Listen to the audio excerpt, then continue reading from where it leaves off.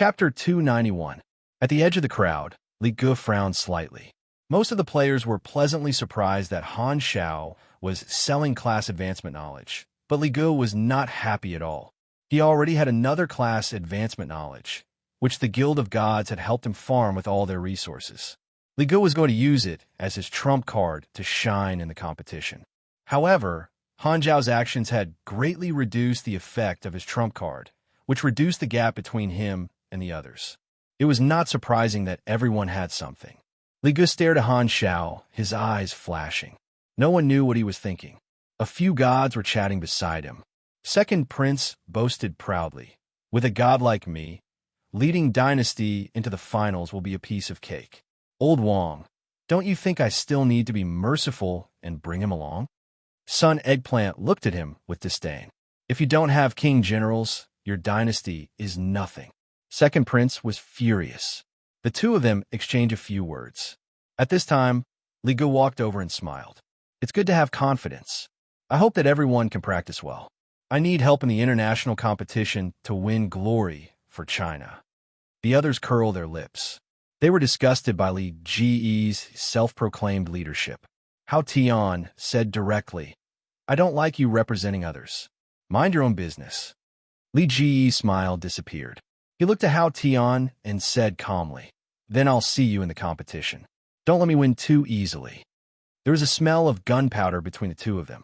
Sparks seemed to fly when they looked at each other.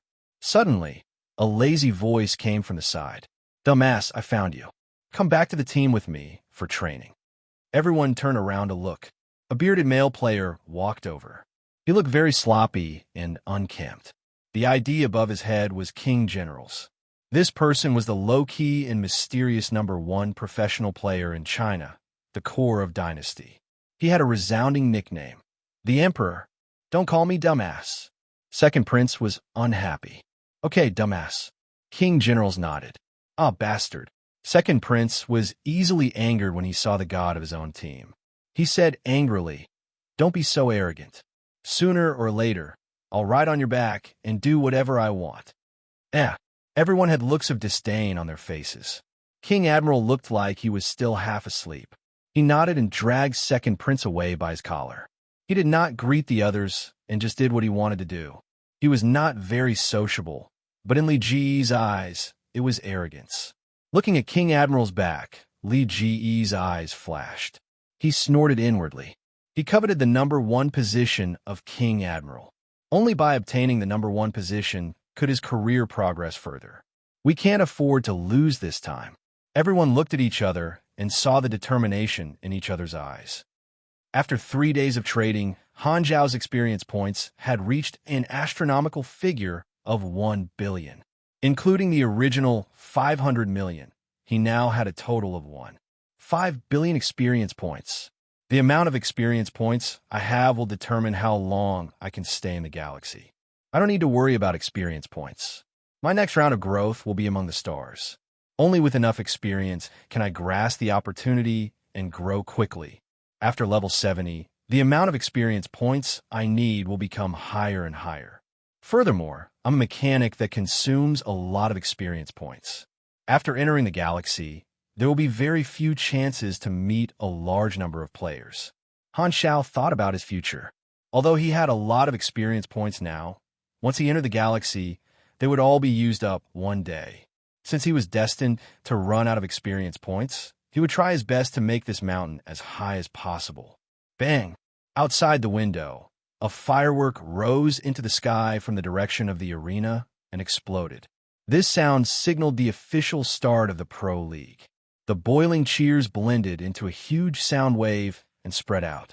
Looking down at the arena, Han Xiao saw that the arena had been modified into a stadium-like structure. In the middle were 9 small arenas surrounding a large arena. At the edge of the arena was a large screen, and below the screen was the commentator's seat. Around the arena was the audience seats. At this time, the arena was filled with people, and there were no empty seats. The cheers rose and fell like waves, instantly igniting the atmosphere of the event. "It's starting."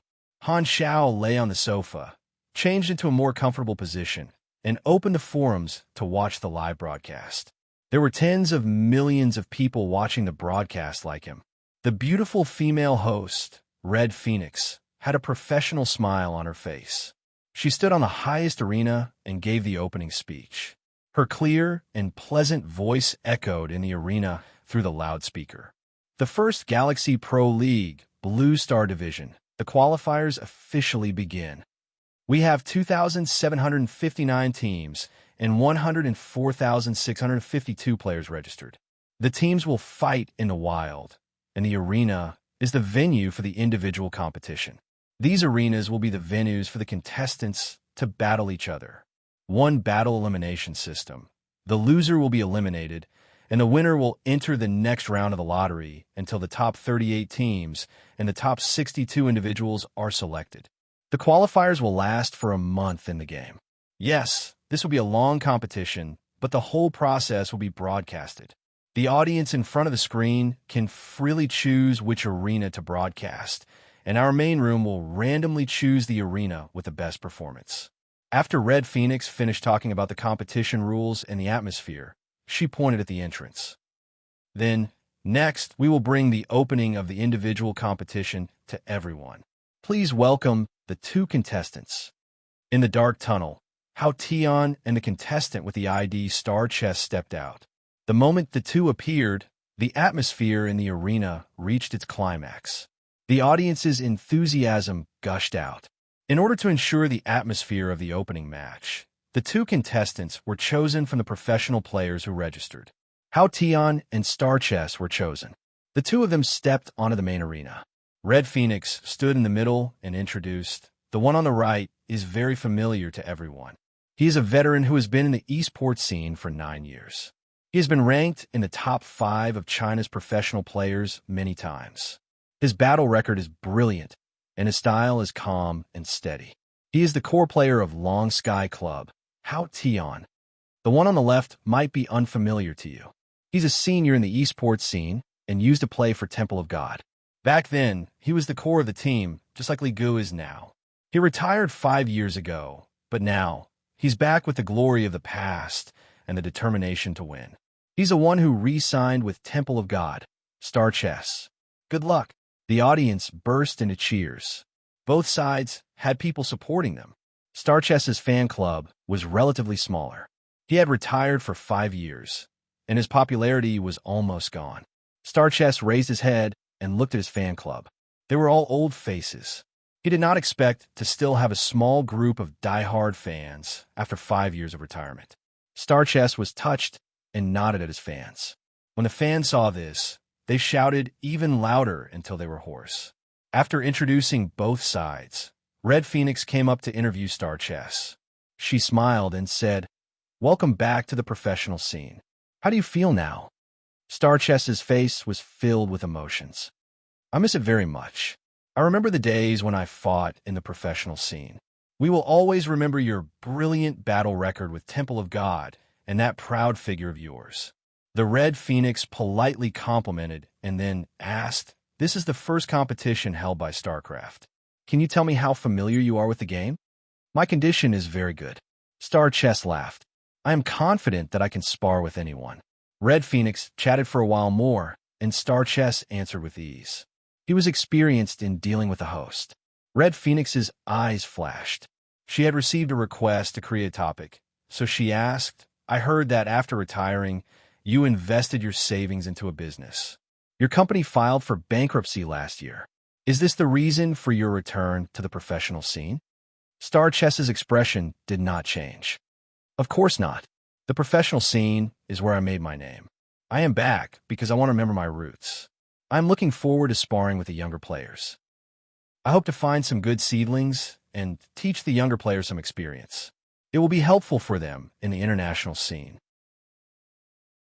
Chapter 292. Okay, thank you for your answer. Red Phoenix smiled politely and turned to interview Hao Tian. "God, Hao Tian, are you confident in this match? Hurry up and fight." Hao Tian did not respond. It was as if his face was saying, "I'm very serious now. Please don't talk to me." He was not a talkative person and never liked to accept interviews before a match. He felt that using preparation time to adjust his state of mind was a basic professional quality. Moreover, Hao Tian had nothing to say about scattered star chess. Everyone in the professional circle knew that scattered star chess retired because he had earned enough money and wanted to start business. After losing money, he came back. His intention was obvious. He wanted to rely on his past achievements to make more money. There was no need to say more than half a sentence. The audience burst into laughter. The fans knew Hao Tian's style very well. They liked to see Hao Tian's style of not talking. Red Phoenix's face stiffened. She was a veteran host of the Pro League. She quickly suppressed the awkwardness and stepped back. She said loudly, "Okay, it seems that both sides are very confident." Then, 30 seconds of preparation time. After the countdown ends, the match will officially begin. The 30-second countdown appeared on the big screen. The audience in the stands quieted down and held their breaths. Tens of thousands of eyes focused on the two people in the ring. The tense atmosphere quickly spread. Taking advantage of the countdown, the judges began to analyze the match. Yes, both of them are pugilists, and both of them are LV-46. They're evenly matched, and we'll be able to see a high-level battle between pugilists. This is a battle between two gods, and I feel a sense of ceremony. Hao Tian naturally doesn't need to be mentioned. His countless battle records prove that he's still at his peak. What I'm worried about is whether Star Chess can regain his competitive state after 5 years of retirement. Another explanation said, "Don't worry about that. Pro players all know how to adjust their state of mind. Scattered Star Chess is a veteran, and he has more experience than Hao Tian. I have a feeling that this will be a fierce battle." Han Xiao straightened his back slightly and stared at the tense atmosphere in the ring. After training Hao Tian for so long, it was time to bring him out for a walk. 3, 2, 1, bang! The moment the countdown ended, Hao Tian stomped his feet on the ground and dashed forward like a chariot attacking the city. He collided with the star-scattered chess pieces. Bang! Bang! Bang! The two pugilists exchanged punches and kicks with each other, making muffled sounds as they hit each other. The audience could see that their status bars were decreasing. Their HP, energy, and stamina bars were decreasing. When experts fought, they were not like novice players who just rushed up to attack. Even pugilists with lower skills had to pay attention to the release time of skills, the distribution of energy, the control of energy to maintain attribute bonuses, the recovery time, dodging techniques, the calculation of damage and cooldown, blocking, and so on. In a battle between experts, the details would determine victory and defeat. Sparks flew as the two of them exchanged blows. Many of the small movements and techniques flashed past. Some of the audience could understand them, while others weren't skilled enough. But whether or not they understood the calculations and movements of the two players, they could feel that there was a very special feeling to the battle between pro players. There is only one word to describe it: steady. The rate at which the two's HP and status dropped was much slower than when ordinary players fought. This meant that the two used many subtle movements to dodge or parry a large number of the opponent's skills and attacks. This was a clear difference in techniques between professional players and ordinary players. The judges and the commentator spoke like a machine gun, analyzing the situation. As a commentator, he was also quite skilled, explaining the details of the battle clearly. The battle is now in a stalemate. Both sides are still testing each other, mixing in some small skills. You can see that their HP is still above 80%. Now it's time to see who can seize the opportunity to combo. There were countless battle styles of players, but combo was always one of the most popular techniques, especially for pugilists. If they could break through the opponent's defense and seize the opportunity to attack first, experts could use combo to reduce the opponent's HP by more than half. They could even kill the opponent in one combo. Just like in Sky Island in the Maiden, once one was hit by a combo in the air, they would lose at least half of their HP, unless the opponent made a mistake in the combo. On the other hand, Hao Tian and Star Chess were both professional players. They had prepared dozens of combo that they were familiar with day and night, so it was basically impossible for them to make a mistake. Now, It was just a matter of who could create an opportunity to combo first. Wait, Star Chess is making his move. The two of them exchange a punch. Star Chess suddenly stepped forward and stomped his front hooves on the ground. An invisible wave burst out, and the entire ring shook. Levitation skill, Shock Stomp. This skill was an AoE levitation skill that affected a 2-meter radius. It was a relatively rare skill, and Hao Tian was not prepared for it. His feet left the ground, and he was shaken about 30 centimeters into the air. *T. This seems to be a rare skill. It was very sudden, and Hao Tian was hit. But this height is very short, and there's almost no gap for combo attacks. Star Chess is moving, he is combo attacking. The lower the distance from the ground, the more difficult it was to combo attacks. However, Star Chess successfully grasped this small gap, and a series of skills landed on Hao Tian. The flames were chaotic, and the arcs were flashing. In an instant, 7 to 8 combo attacks were landing on Hao Tian, and Hao Tian's HP decreased by a lot. The judge shook his head. He was able to combo attack in such a small gap. Indeed, the older the wiser. Now, let's see how Hao Tian will deal with this. Everyone knows that before the competition, Black Phantom sold an advanced pugilist knowledge called Energy Burst. Its effect is to consume a lot of energy, enter a berserk state, and flick the enemy away. This skill can stop the enemy's combo attack, but it consumes a lot of energy.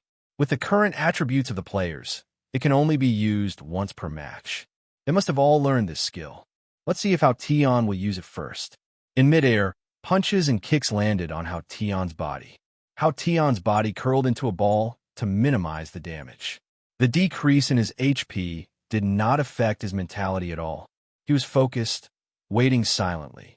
Suddenly, he grasped the gap in the combo attack, and his body stretched out like a piece of dough.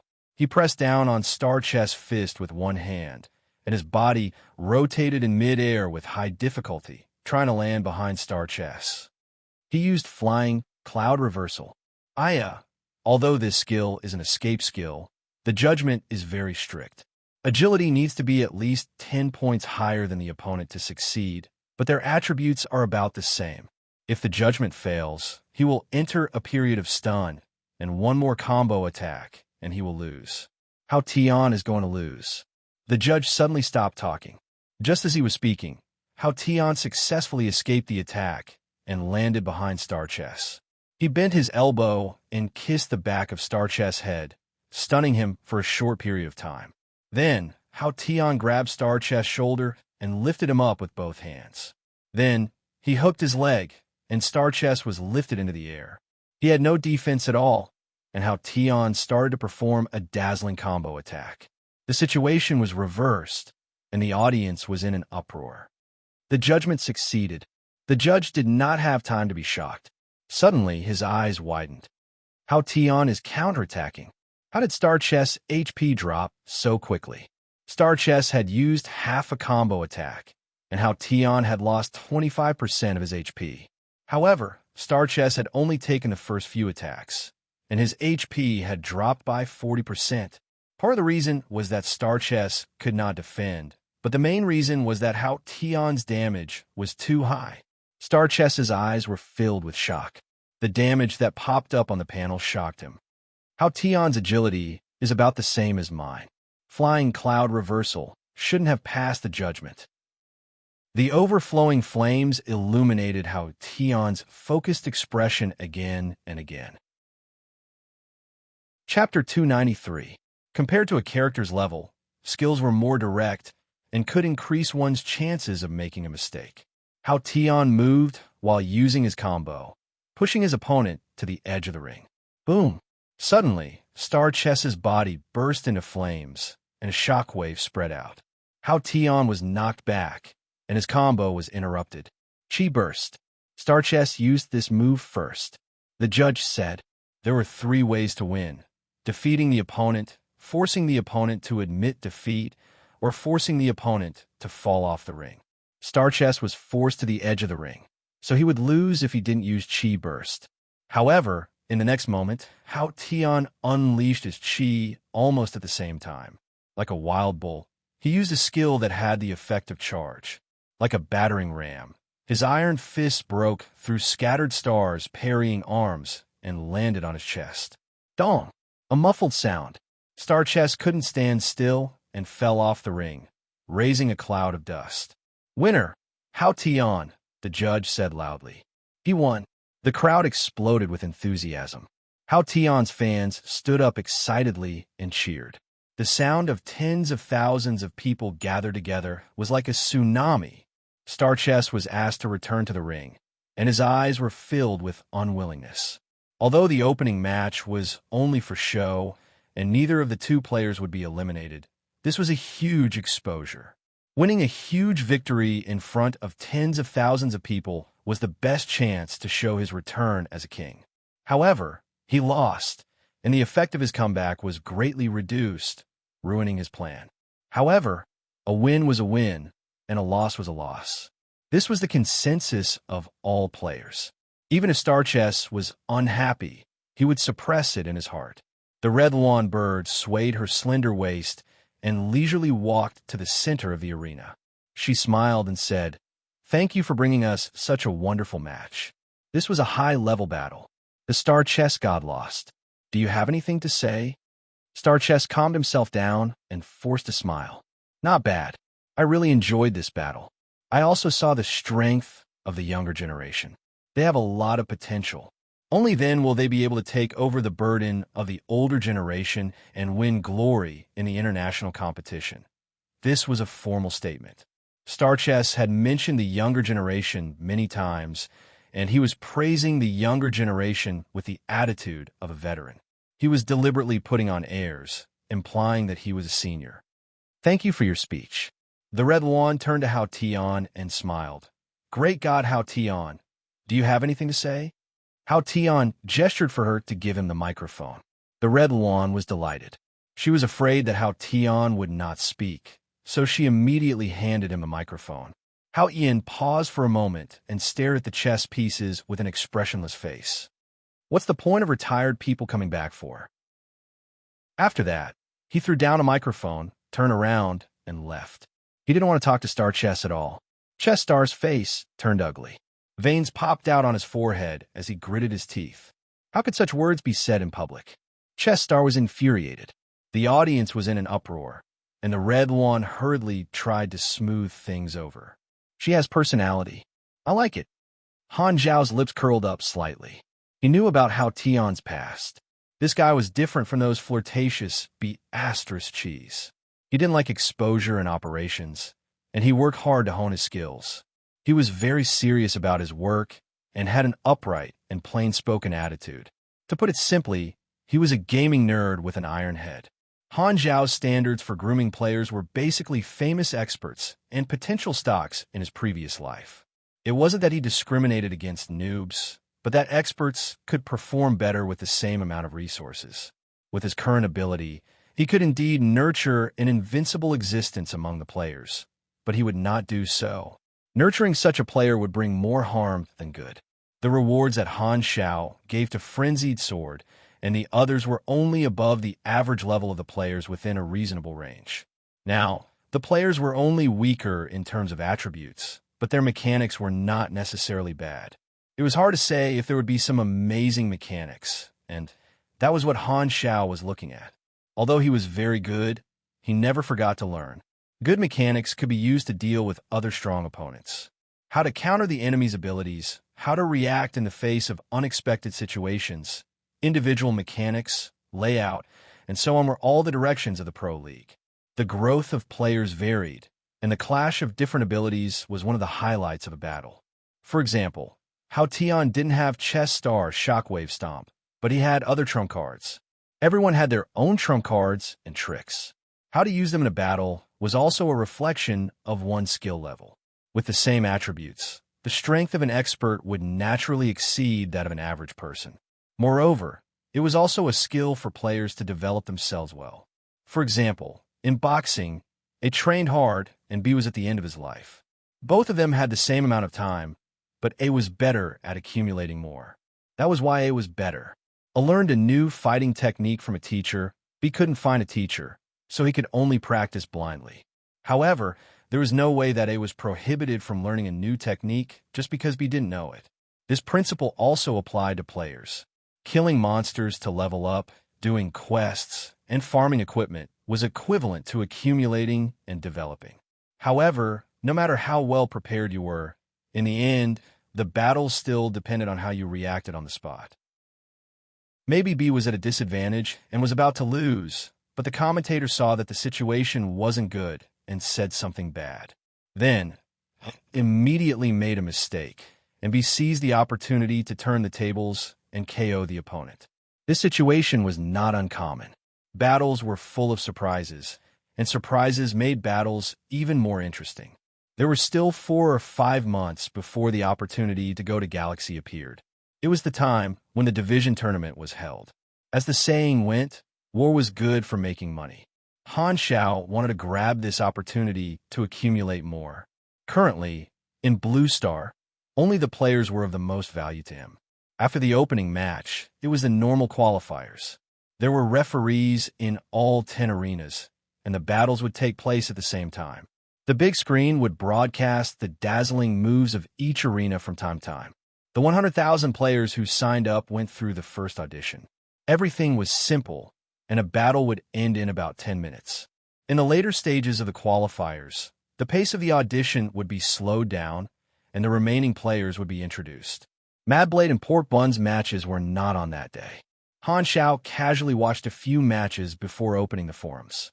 At this time, many players were discussing the opening match, how Tion's performance was outstanding, and many people were optimistic. Words of praise were everywhere. Long Sky Club also made an official announcement to celebrate how Tion's victory in the opening match. A few days later, the qualifiers were in full swing.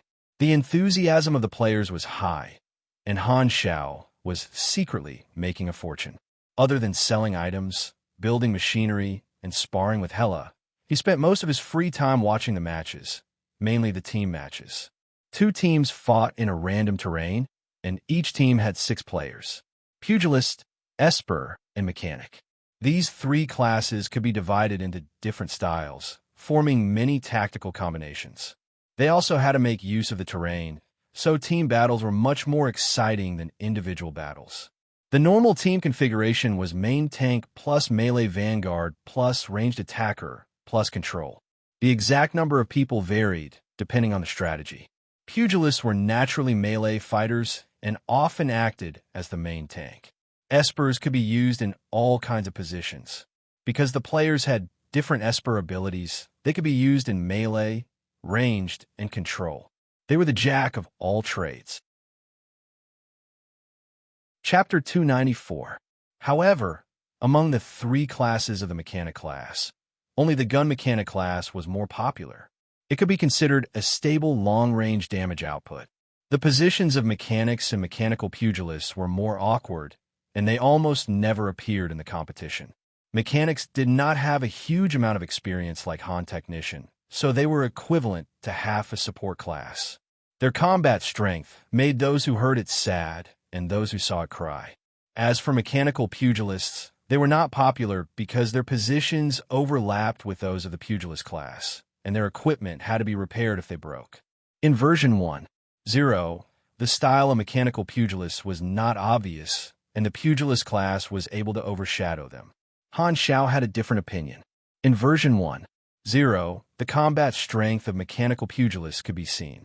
As long as their equipment was passable, they could get a set of melee machinery and armor. They could deal half damage and half damage, and they could adapt to all kinds of environments. Compared to the pugilist class, they had their own advantages. However, the level of control required for mechanical pugilists was much more difficult than that of the pugilist class. The 2 difficulties of equipment and control caused almost no mechanical pugilists to take shape. The mechanic class was useful in team battles, but in the individual battles, the performance of the mechanic class was very poor.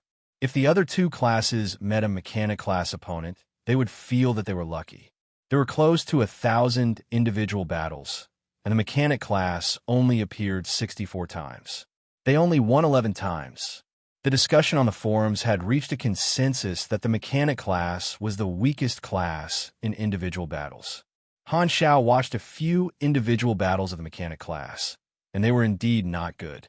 The mechanic class was a class that took a long time to take shape, and the requirements for control were very high. Most of the current mechanic class players were not used to the rhythm of PK. At this level, the machinery affinity bonus of the mechanic class was not high enough. When other classes also used equipment, the difference between them was not obvious. The mechanic class was very dependent on equipment. As the versions changed, the mechanical equipment they came into contact with became stronger and stronger, and the bonuses of the mechanic class became more and more obvious. This day was Mad Blade's first individual battle. His opponent was an Esper player, and Han Xiao watched the broadcast of this match. Mad Blade was a mechanical pugilist, so Han Xiao sold some of the obsolete equipment to Mad Blade. His defensive equipment was the magnetically controlled metal armor, and his weapons were the heavy mechanical arms and mechanical legs. There were also some replacement mechanical equipment on his body. They were ferocious and gave off a cold glow, making him look like a heavily armored knight. His opponent's special ability was ice manipulation. With a wave of his hand, a layer of slippery ice covered the entire ring, slowing down Mad Blade's speed. At the same time, his own movement was enhanced. The psionics were kiting players. Equipped with equipment, they took out enhanced assault rifles from their backs and rained bullets on Mad Blade's armor, causing sparks to fly. Han Xiao nodded. Ice control has a slowing effect. Combined with long-range equipment, it's very suitable for kiting. Players could use equipment, and guns were very easy to buy. However, the other classes did not have machinery affinity, so they could only use the basic power of their equipment. The damage was not high. Mad Blade rolled on the ice to avoid the bullets. With the protection of his armor, the assault rifle's damage was limited. However, the psionics planned to use their speed advantage to slowly grind Mad Blade to death. The bullets hit the armor and suddenly stopped. The psionics player had emptied his magazine. Just as he was about to reload, Mad Blade took advantage of this opportunity. The mechanical sound of his legs activated, and he exploded with power, shattering a large part of the ice. Mad Blade leaped into the air and quickly approached the psionics player. The psionics player hurriedly threw away the assault rifle and took out the grenade launcher on his back. He raised his hand and fired, hitting Mad Blade in the air. Boom! A cloud of thick smoke surrounded by flames exploded in the air. The sound of metal sliding could be heard in the smoke, and a thin metal rope flew out and wrapped around the psionics player. The rope then quickly contracted, and the psionics player was pulled toward Mad Blade. Bang! The two of them rolled into a ball and fell on the stage. Close combat was Mad Blade's forte, and his performance was stable. He defeated his opponent with a few dazzling combos, using smoke to block the opponent's vision and then using the rope to reduce the opponent's chance of dodging. Han Xiao nodded. He saw more details. Mad Blade had a good grasp of the mechanical pugilist skills and combat style.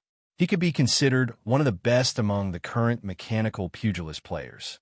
There was no such thing as an unsolvable ability for the players. Every class had their own way of dealing with it. For example, in this battle, mechanical pugilists relied on their equipment to close the distance. Pugilists could use energy burst or movement skills. Espers also had their own ways of dealing with it. Mad Blade's victory did not cause much of a stir. He was just a small figure in the pro scene, and it was only the first round of the qualifiers. However, Han Xiao believed that Mad Blade had the ability to shock the world in the first season of the Pro League. He just did not know if his results would be better than in his previous life. Players from all walks of life displayed their skills in the qualifiers. Soon, 20 days had passed, and 80 to 90% of the huge base had been eliminated.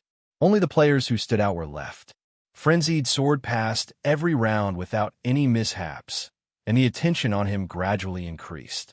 There were very few mechanics left in the individual rounds, and as an unpopular mechanical pugilist, many people were very curious about Frenzied Sword, and the recordings of his battles were watched. Is this the combat style of a mechanical pugilist? Using so many pieces of equipment, it looks very complicated. Combos that use a lot of mechanical equipment look a little cool, but it looks very difficult. What's so good about that? It's just because they have good equipment. It's not fair to the pugilist class. If you have the ability, don't use your equipment. Let's see who wins. 666. This is the first time I've heard of a mechanic using their physical body to fight. There were all sorts of different opinions on the forums, but overall, Frenzied Sword was slowly gaining fame. In the individual competition between the pugilist and esper classes, his mechanical pugilist was a different kind of firework. However, the fame that Madblade gained was not even a fraction of Hao Tian's fame. The Long Sky Club's performance in the qualifiers was like a pack of wolves and tigers. Hao Tian was extremely fierce in the individual competition, getting stronger and stronger. His team was also unstoppable in the team competition. Long Sky's Twin Stars and Flash Fried Rice could very well become the new Troika after fried eggplants with fish. Other than the 3 core members, the other members of Long Sky were not weak, and their teamwork was very good. They were definitely a strong seed team. Hao Tian's style was fierce, and the atmosphere of the entire team was the same. In comparison, although the teams of some of the bigger clubs had remained until now, their styles were more stable, as if they were hiding their strength. They did not have the imposing aura of Long Sky. Be it the individual competition or the team competition, Long Sky was the most popular team in the Blue Star Division. In the research of various programs, Long Sky was one of the teams that the players had the most hope of winning the championship. Port Bun's streamer Courting Death team was eliminated in 1 round. Han Xiao watched the video of their match and was almost blinded. All 6 members were gunners, pure long-range players, and Conviction's firepower coverage. Then, they were randomly sent to a forest terrain that was not suitable for shooting. What was even more painful was that their opponent was a professional team from a foreign club. The outcome was self-explanatory. They died miserably. Although he knew that they would not be able to qualify, Han Xiao had never seen anyone with such bad luck. He was speechless. Chapter 295. The sun was high in the sky. In the middle of the yellow sand, the 2 teams were separated by a sand dune, facing each other. The hot sand made the players of both teams sweat profusely, and they had entered the stamina drain status. Even if they did not move, their stamina was still decreasing.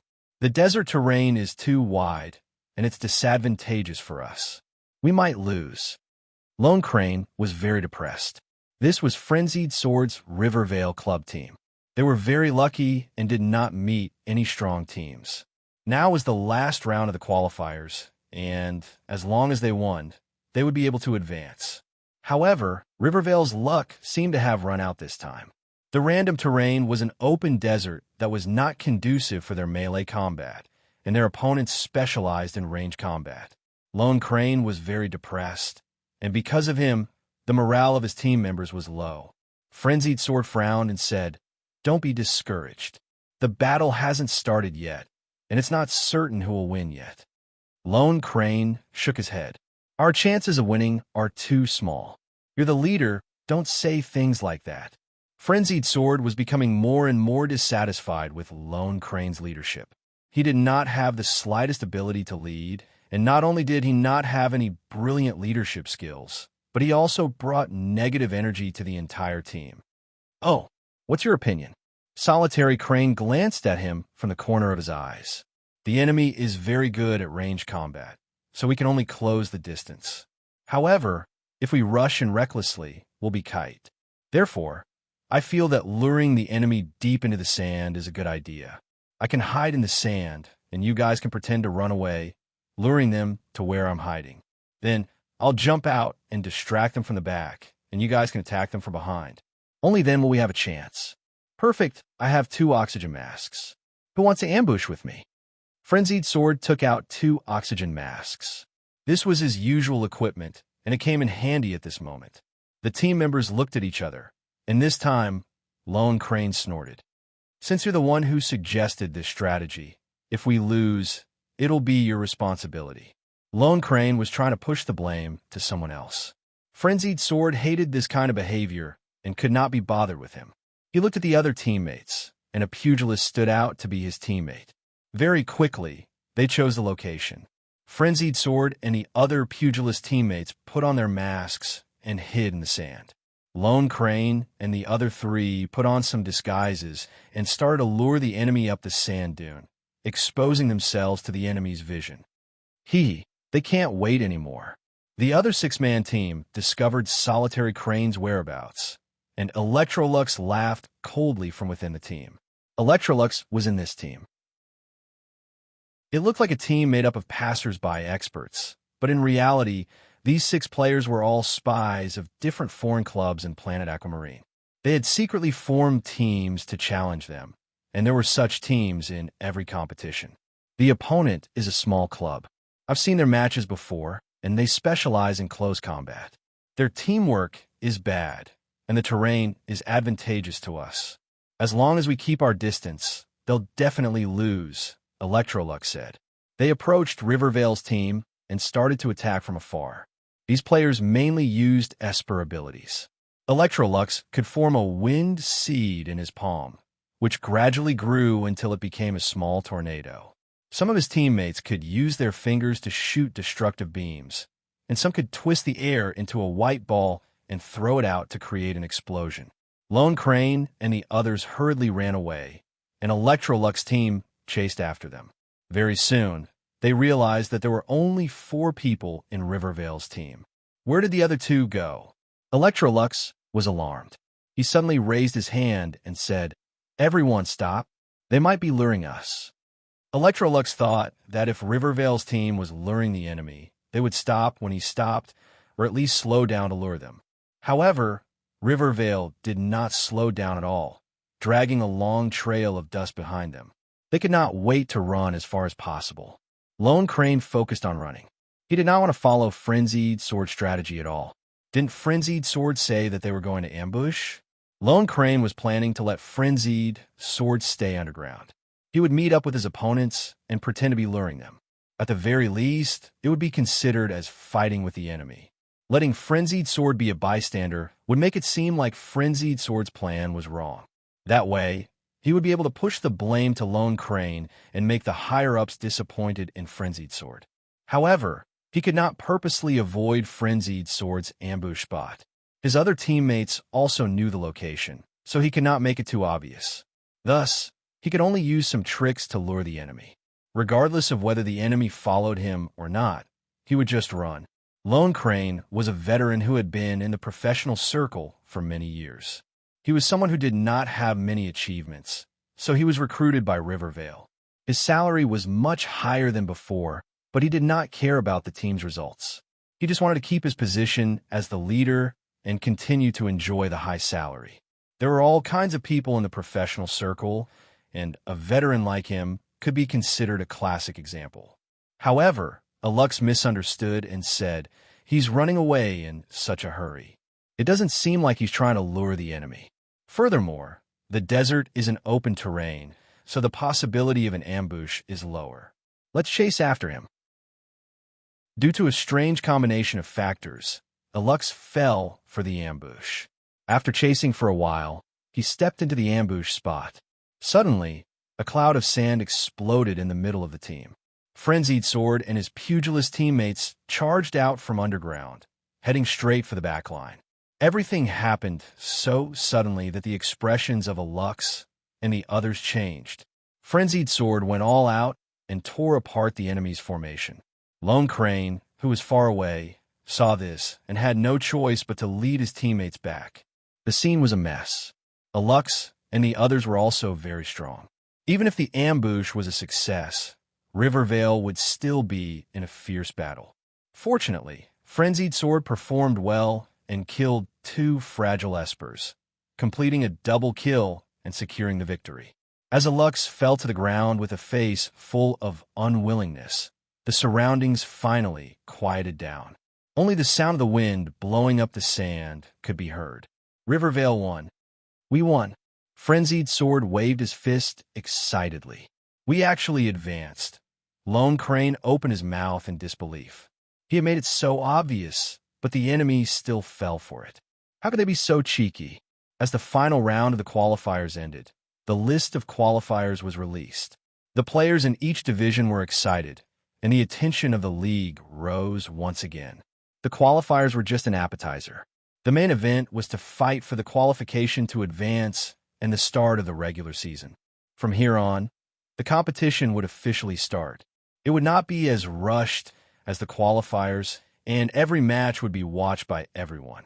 Out of thousands of teams and hundreds of thousands of players, the top 38 teams and top 62 individual battles were undoubtedly the focus of attention. Han Xiao looked through the list. The four biggest teams had all qualified, and the rest were mostly famous club teams, such as Fanatics, Nine Gates, Thunderstorm, and so on. There were also some clubs from other countries, and there were only 3 random teams. Rivervale was in the list of qualifiers. Han Xiao recalled that in his previous life, Rivervale did not qualify for the regular season, and the team that replaced them seemed to be a foreign team. As for the individual matches, Frenzied Sword made it into the regular season just like in his previous life, and he received more attention than in his previous life. There were only 4 mechanics who qualified for the individual matches, and they were all gunners. Frenzied Sword was the only mechanical pugilist, and he attracted a lot of attention. Furthermore, the recording of Rivervale's matches had been dug out.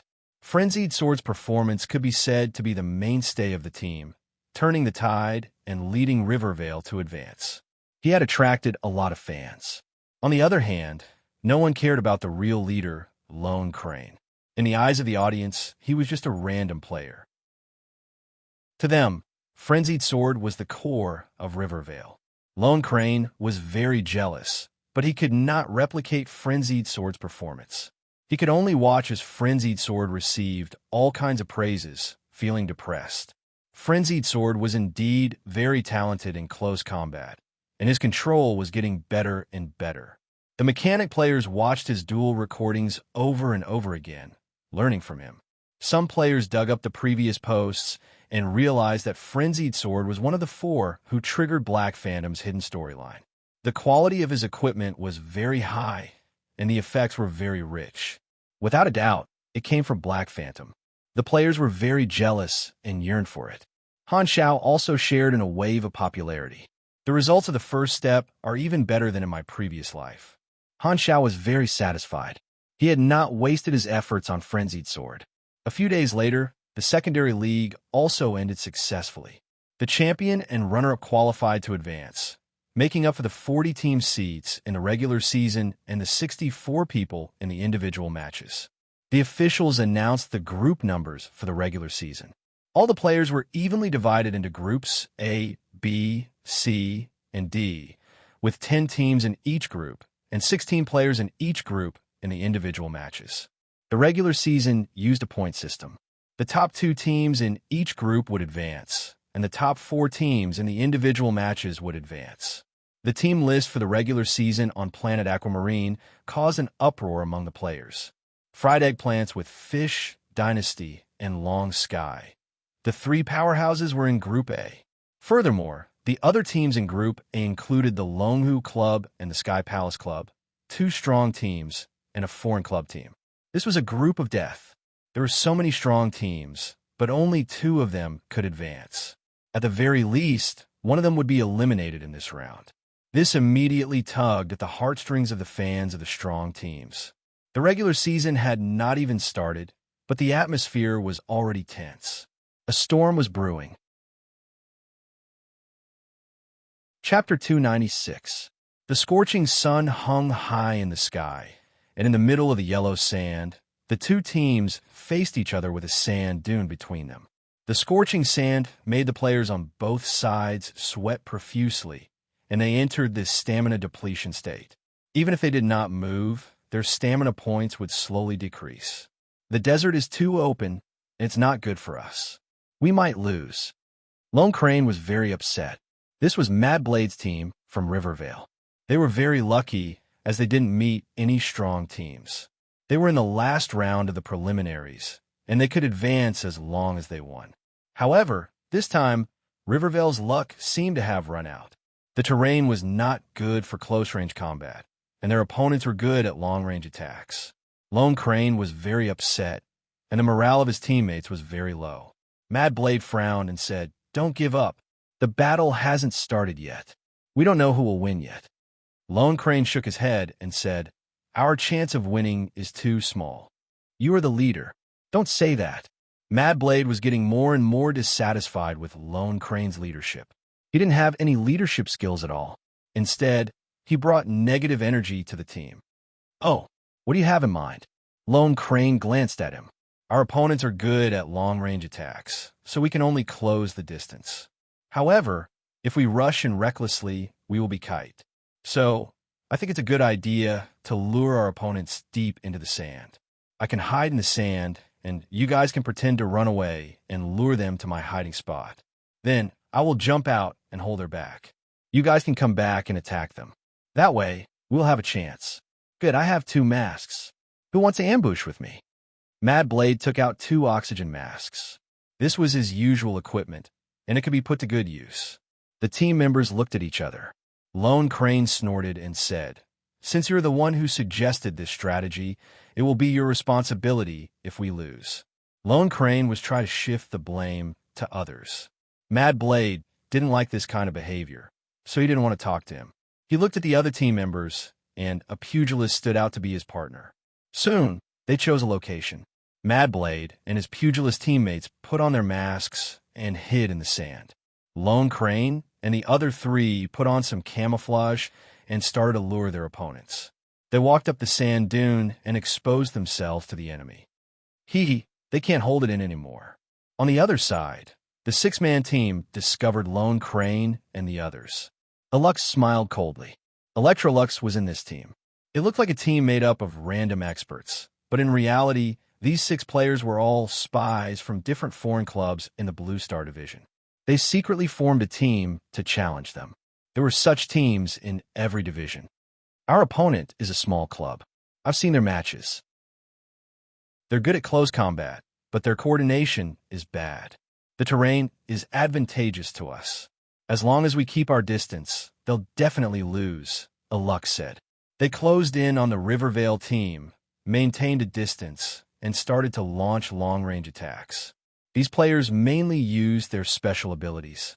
Alux could generate a wind seed in his palm, which gradually grew bigger and turned into a small sand tornado.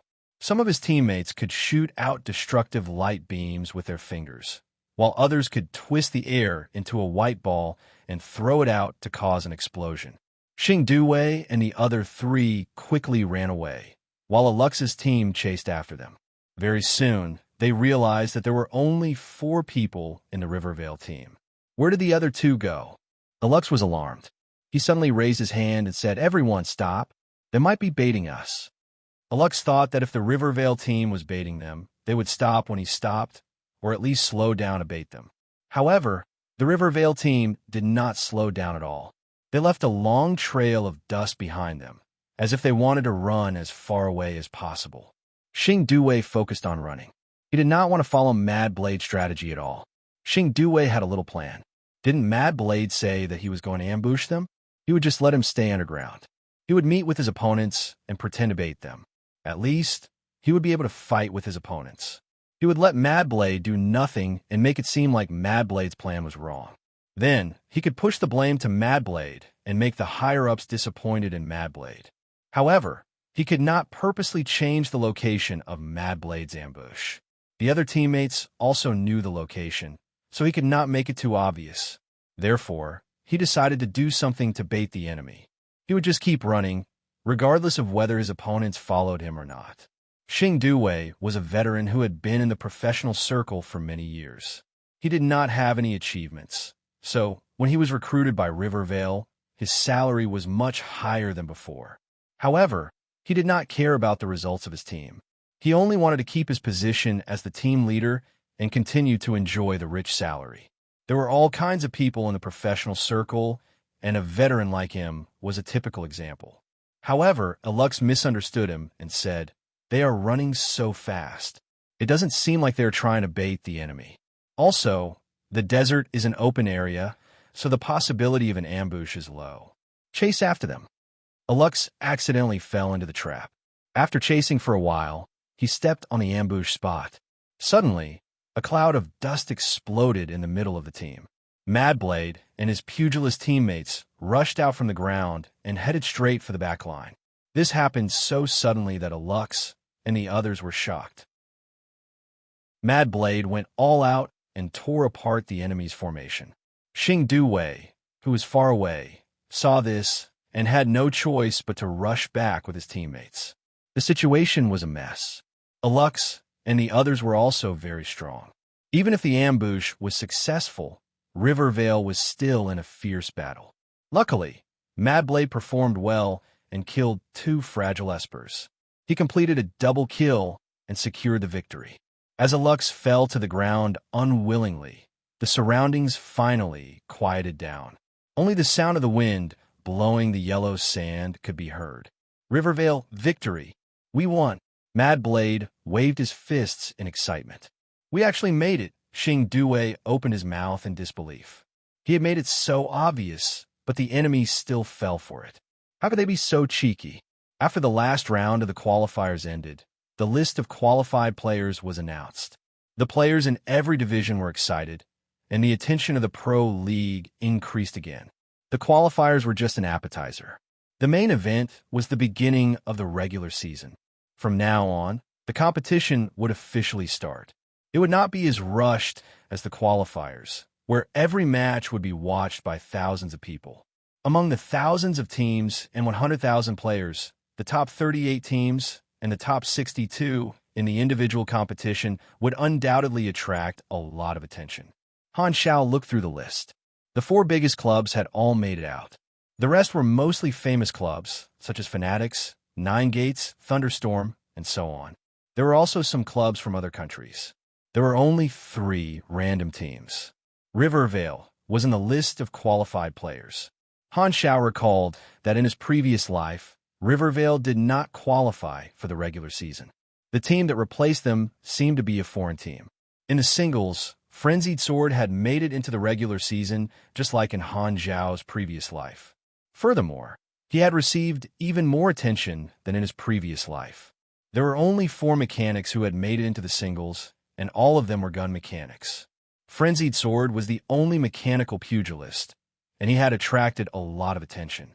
Furthermore, Frenzied Sword's performance in Rivervale's match had been dug out.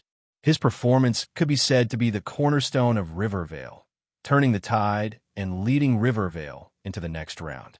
He had attracted a huge number of fans. On the other hand, no one cared about the real leader, Lone Crane.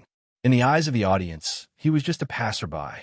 To them, Frenzied Sword was the real core of Rivervale. Xing Duwei was very jealous, but he could not do what Madblade did. He could only watch Madblade receive all kinds of praise. Madblade was indeed very talented in close combat, and his performance was getting better and better. The mechanic players watched his solo battles over and over again to learn his techniques. Some players looked at the past posts and found that Madblade was one of the 4 people who triggered Black Phantom's hidden quest. The quality of his equipment was very high, and the effects were very rich. It was no doubt that it was made by Black Phantom. The players were very jealous and wanted to get their hands on him. Han Xiao also shared some of the popularity. The result of the first step is even better than in my previous life. Han Xiao was very satisfied. He did not love Madblade for nothing. A few days later, the secondary league also ended smoothly. The champion and the runner-up qualified for the next round, making up for the 40 team spots and the 64 players in the singles. The official announcement of the group lottery for the regular season was made. All the players were divided into 4 groups, A, B, C, and D. There were 10 teams in each group and 16 players in each group for the singles. The regular season used a point system, and the teams would fight in a cycle. The top 2 teams in each group would qualify for the next round, and the top 4 teams in each group would qualify for the next round. The names of the teams in the Blue Star division caused an uproar among the players. Spicy Eggplants with Fish, Dynasty, and Long Sky were all in Group A. The other teams in Group A included Longhu Club, Tiangong Club, and a foreign club team. It was truly a group of death. With so many strong teams, only 2 would qualify. At least one of the strong teams would be eliminated in this round, and it tugged at the heartstrings of the fans of the strong teams. The regular season had not even started, but the atmosphere was already very tense. Chapter 297. Galaxy Times objectively analyzed the groupings. Group A had the most intense competition, and they felt that Long Sky, who was the focus of everyone's attention, would most likely fail this time. Although Tion was very strong, the other teams had to preserve their strength and give it their all in order to advance. In such a situation, Long Sky might be too strong. The fans of the strong teams in Group A did not buy it, especially the fans of the three biggest clubs. They felt that there was some underhanded manipulation going on and started to argue on the forums. However, their reasons were not convincing. Most of the neutral viewers felt that if the four biggest clubs were evenly split into each group, it would be more like some underhanded manipulation. Of course, this reasoning was not enough to calm the crazy fans down. The topic on the forums continued to rise, and after the qualifiers, the preseason began. The results of the preseason matches were not included in the points. They were only used to let each team have a simple understanding of their opponents in the same group. It was used as a warm-up to collect information on their opponents and to mislead their opponents. Compared to the official matches, the warm-up matches were much more relaxed. None of the teams felt any pressure, and all kinds of brilliant moves were made. The viewers especially loved to watch the unofficial matches. The mistakes and amazing moves of the various teams were made into funny and hot-blooded videos, and Pork Bun also followed the trend and made a few episodes. After the playoffs, there would be a break period for the teams to rest and reorganize.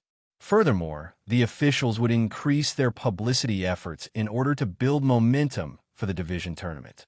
The overwhelming publicity attack would raise the expectations of the players. When the regular season officially began, it was already June in the Galaxy calendar. During this period, Han Xiao had been farming experience for the players in the Sanctuary. Other than that, there were not many important things to do. He had reached the third round of the hidden main storyline, and all the requirements had been completed. However, he could not contact Hannes and the others, so he could not complete the mission.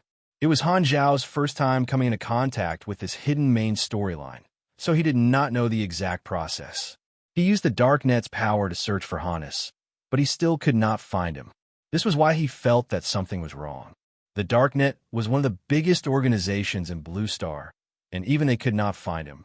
It was basically certain that Hannes and the others were missing. After some investigation, he found that Hannes was last seen in a barren desert called the Samar Desert. This name sounds familiar. Han Xiao frowned. Right, I went to this desert when I was doing a bounty mission. The elementary strength in life, molding ability was obtained there. It was the ruins of an old country, and there were still survivors looking for the so-called magic ruins. Even though Han Xiao and Hannes did not talk much, Hannes was the one who dealt with the hidden main storyline quest. When he was in Andrea, he had risked his life to come and rescue him. Whether it was for personal or public reasons, Han Xiao would not sit by and watch him go missing. Bennett had the same thought. When the regular season began, Han Xiao left the sanctuary and went to the Samar Desert with Bennett. Under the scorching sun, the hot air rose from the desert. Through the barbed wire of the Darknet stronghold, one could see the boundless sea of sand. The last time Hannes appeared was a month ago. He was replenishing his supplies at this stronghold before entering the Samar Desert. He never returned. The person in charge of the stronghold reported the situation to Han Xiao and Bennett. He took out the supply distribution record to prove that what he said was true. I have sent out a fleet to look for them, but it is difficult to keep track of them from a month ago in the desert. The result is not good, Bennett said. Han Xiao narrowed his eyes. Can you say something more constructive? Bennett said helplessly, we can't get through to the phone or the computer. All contact methods have been cut off. This is the only clue. This kind of search was like looking for a needle in a haystack. Han Xiao shook his head. This kind of search is a waste of time, but there is no better way now. I hope we can find something.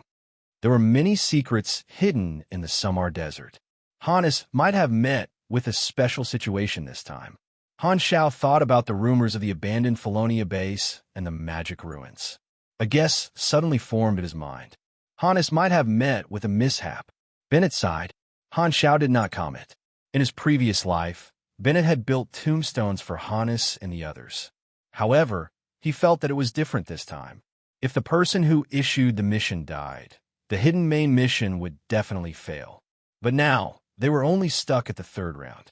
Han Xiao felt that Hannes and the others were still alive. Maybe this was a necessary part of the mission. Since the mission was stuck, he could only wait patiently. Maybe time would bring about a change. Although Han Xiao was quite curious about the final result of this hidden main storyline, judging purely from the perspective of profit, this mission reward was actually not that attractive to him. Now that the great mechanic Han was extremely wealthy, the little bit of experience from a mission reward was just a hair on a bull. After assigning the mission to their subordinates, the two took the plane back. On the plane, Bennett suddenly said, "I heard that there are more and more inhumans in your sanctuary. You have to watch them closely. Don't let them cause any trouble." Han Xiao raised his eyebrows. "What are you trying to say?" "The origin of the inhumans is strange. Their behavior is strange, and their numbers are increasing." Bennett's face was serious. "They're a potential threat. If so many inhumans work together, the world will be in a bloodbath again. We can't afford another war. I heard that the 6 nations have already contacted the galactic civilizations. Those aliens will send a team to investigate the inhumans." "I know." Han Xiao smiled and patted Bennett's shoulder. Not only did he know that Ghidorah would send people to Blue Star, but he also knew the exact time the spaceship would arrive. This was what the Destiny's Child card showed him. The spaceship sent by Ghidorah was one of the opportunities for him to travel to the galaxy. It would arrive in a month's time. In the following month, Han Xiao continued to build his foundation according to his plan. Due to the competition, more and more players came to the sanctuary, and his sales were maintained at a high level. Han Xiao would occasionally watch the matches. The regular season had a new arena, which was the second type of battle between teams. It was a one-on-one rotation system. Each side would send out 6 players to defeat the other side. The points awarded were 6 points minus the number of people lost. For example, if one side lost 3 people to defeat the other, they would be awarded 3 points. The arena competition increased the number of ways for teams to obtain points. In the later part of the regular season, the situation was basically clear. In Group B, Group C, and Group D, the top 2 teams had pulled away from the rest of the teams. They were Temple of God, Thunderstorm, Mountain Sea, and 3 other foreign clubs. Mad Blade's team, Rivervale, was not going to make it to the next round. In fact, it was already extremely lucky for them to be able to make it to the regular season. They had exceeded Lone Crane's expectations, which made him ambitious. He wanted to achieve better results and see the hope of making it to the next level. He did not want to continue to perform poorly and had blind confidence in his team's strength. However, reality poured a bucket of cold water on his head. The teams that were left until now were all strong players. The overall strength of the Rivervale team was too weak. No matter how hard he tried, they were still defeated. Lone Crane's heart was cold. He realized that his seriousness could not change the fact that he was not strong enough. His ambition that had appeared with great difficulty disappeared. However, he was an experienced player, and he quickly adjusted his mentality and comforted himself. "It's enough. At least we made it to the regular season. This result is not bad. I can report back to my team." With this thought in mind, Lone Crane thought that he would be praised by the higher-ups as the team leader.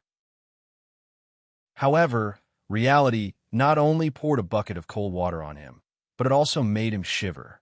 Rivervale officially announced that Madblade would be the team leader and the core of the team in the future. This directly took away Lone Crane's position. Before Lone Crane could digest this fact, the higher-ups of the team sent him a request to terminate his contract. This made him completely panic. The higher-ups of the club were not blind. Madblade's results were obvious to all. He had made it to the top 3 in the single competition and successfully made it to the finals of the division. He was the only mechanic left in the Blue Star singles competition. He was even called China's #1 mechanic pugilist by his fans. Of course, the higher-ups of Rivervale spent a lot of effort to nurture a player with such potential. This was only the first season of the Pro League. There would be more opportunities in the future to nurture Madblade and make him the pillar of the club. They were preparing to build a new team around Madblade. Lone Crane, who did not have any results and did not have a good attitude, was directly kicked out of the team. Frenzied Sword originally did not like the Rivervale team, but the higher-ups wanted to make him the core of a new team. This was a treatment that many famous players did not receive. Frenzied Sword was overwhelmed by the favor, and his resentment was swept away. He was extremely moved. Once a player had a good performance, they would be able to see through him, and his career would soar. Madblade could be considered half a star player now. However, he was very ambitious and was not satisfied with his current results. His fighting spirit was high, and he was even more determined to hold on to Han Zhao's thigh. Madblade's results were better than in his previous life, and there was still room for improvement. Han Zhao was very happy to see his son become a dragon. It would be more accurate to say that he was satisfied with nurturing a player. Electrolux, who had made it to the top 16 in his previous life and mocked the Chinese players, was eliminated in the group stage. This was mainly due to Han Zhao's influence. Electrolux's development was much worse than in his previous life. Even if his Esper ability potential was grade A, he did not develop fully. Looking at the entire Blue Star division, only Group A of the team competition was not clear. This was truly a group of death. There were still a few rounds left, and the top 5 were still in a deadlock. Anyone could make a comeback. Long Sky was currently in 3rd place, and the competition was extremely intense. Chapter 298. In the group stages, Long Sky's momentum was suppressed by Dynasty and fried eggplants with fish time and time again. Being highly anticipated was a double-edged sword. When Long Sky's performance was not satisfactory, the media's comments were all negative, and they were not optimistic about whether Long Sky could make it out of the group stages. As a veteran team, Long Sky's ability to withstand pressure was very strong. The last few matches of Group A had reached a new high, but in the match against Dynasty, King Admiral had defeated 4 of them in one go. Dynasty had steadily climbed to the top of the group and was basically guaranteed to advance. Now, there was only one spot left, and Long Sky's points dropped to 4th. Amidst the negative comments, the last round began. Long Sky's opponent was fried eggplants with fish, who was in 2nd place. The difference in points between the two teams was very high, and if they wanted to replace them, they would have to crush fried eggplants with fish with absolute advantage. However, fried eggplants with fish was also a powerhouse team, and Long Sky clearly did not stand a chance. However, Long Sky, who the audience thought was done for, turned the tables around. How Tion and the rest of the team seemed to be on steroids and fought a perfect team battle, crushing fried eggplants with fish. In the group stages, Long Sky could be said to have 0 mistakes, crushing fried eggplants with fish to the ground. The 3 chariots, Dancing Fish Dragon, Fragrant Bear, and Sun Eggplant were all stunned by Long Sky's explosive moves. On the broadcast screen of the match, the bullet screen was in a state of frenzy every minute and every second, densely packed and surging like the sea. The fans of both sides were nervous, and every time there was a critical turn, it would cause the audience to cry out in alarm. Long Sky's points increased tremendously, and they shared the points with fried eggplants with fish. In the end, Long Sky surpassed fried eggplants with fish in 2nd place. Long Sky's shocking comeback. Fried eggplants with fish lost miserably. Long Sky's momentum is as high as the rainbow. Finger Sword champion. Fried eggplants with fish is eliminated. The radiance of the powerhouses is gone. Group A's qualifiers have been decided. Dynasty and Long Sky enter the finals. Long Sky turned the tables around, and the forums exploded. Long Sky's fans were so excited that it was as if they were celebrating the new year. The media, which was originally pessimistic, changed their direction once again, and all of them praised Long Sky. No matter how pessimistic they were before the match, they would support whoever won. Dynasty, Long Sky, and Fried Eggplants with Fish held a press conference together after the match. The reporters first congratulated Dynasty and Long Sky for making it to the next round, and the spokespersons of these two powerhouses spoke with confidence and assurance. They said a series of polite words, which were mostly about performing well, thanking the audience for their support, and so on. Finally, the reporter turned to fried eggplants with fish and asked, "You were eliminated and did not make it to the finals. What do you think? This is not a good result, and it is not in line with our expectations. In the competition, we made many mistakes, and we should have been able to do better. Long Sky is a very strong team, and their strength speaks for itself," the spokesperson for fried eggplants with fish said with a heavy expression. This was a prepared speech. First, they would admit that they did not perform well, make a self-reflection, and apologize to the fans. This was the standard procedure, and the reporters were patient. They did not even bother to write a record. Suddenly, the team leader, Sun Eggplant, stood up. Although he was the last in the nickname Fried Eggplants with Fish, he was the leader of the trio. Sun Eggplant grabbed the microphone from the spokesperson and interrupted the speech. Facing the confused gazes of the crowd, he stared at Long Sky and said in a deep voice, "I don't want to say *T like I tried my best. The truth is, I lost, and I am not satisfied. I will win next time. How Tion, we are both in the top 16 of the individual competition. If you meet me, you could just wait to be eliminated." How Tion was very stubborn. "You can't beat me this time, and it will be the same next time." The two stared at each other and did not give in. Only such a heated conversation would be interesting. The reporters were excited and hurriedly recorded it. The people from Dynasty looked at them from the side. The first place in their group had become a foil. Second Prince clenched his fist and said in dissatisfaction, "The reporters are not interviewing us. I might as well go and challenge." King Admiral's eyelids were drooping, and he seemed to be dozing off. Hearing this, he casually slapped the back of Second Prince's head and said, "Don't join in the fun." Second Prince slapped King Admiral's hand away and said with dissatisfaction, "You're King hitting me again. What does it have to do with you that I'm going to challenge? Idiot, you didn't even enter the top 16 of the individual competition. Why are you joining the fun?" King Admiral's casual tone pierced through Second Prince's heart. A red cloud appeared on Second Prince's face as he stared at King Admiral angrily. He wanted to give him a round of friendship break face kick and a round of gimme back my pretty fist. He felt that this was a blatant mockery. King Admiral had entered the individual competition and was the champion of the individual competition. He had been invited to the International All-Star competition, but he had been eliminated. Second Prince was very upset. At the same time, Temple of God was also holding a press conference. Temple of God was very lucky, and they were placed in a weaker group. Since they had the highest points, they were also invited to the All-Star competition. Ligu spoke eloquently at the press conference, saying that they would definitely win glory for the country in international competitions, win glory, represent China, and win back trophies and so on. Temple of God considered themselves as the leader of the top teams, and Ligu had always walked the path of representing China. Although he was the second Chinese player in the international competition, King Admiral was very low profile and had a sloppy image. On the other hand, Ligu was handsome and strong, so he was very popular and had a lot of fans. His fans were more female, while King Admiral's fans were mostly burly men. When the fans of both sides fought, it could be said to be the biggest show of the year. As long as King Admiral and Ligu had a direct confrontation, it would be time for this show to start.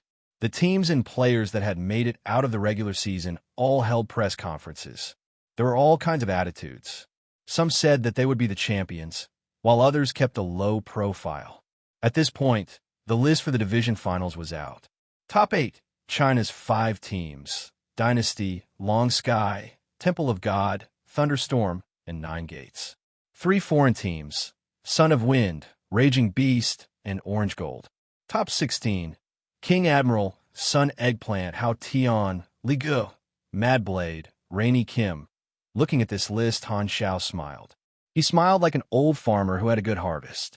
Haha, quite a few of them were famous players from my previous life. Han Xiao smiled.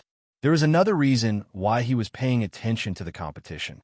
To him, The Pro League was a chance to find experts. Those who were able to enter the finals of the Planet Aquamarine division were all talents, and they were also good with words. The Great Mechanicon was prepared to bring a portion of the strong players into the galaxy. This time, he would not only bring a few people, but also a large group of players to be his fighters. They would not die and could be revived. Players were very useful helpers. Although they were a little weak, there was room for improvement in the future versions. Although robots could be used as cannon fodder, robots cost money. Players were free. Han Xiao planned to train a group of people. He had to start from the very beginning. He already had an idea. Build his own faction.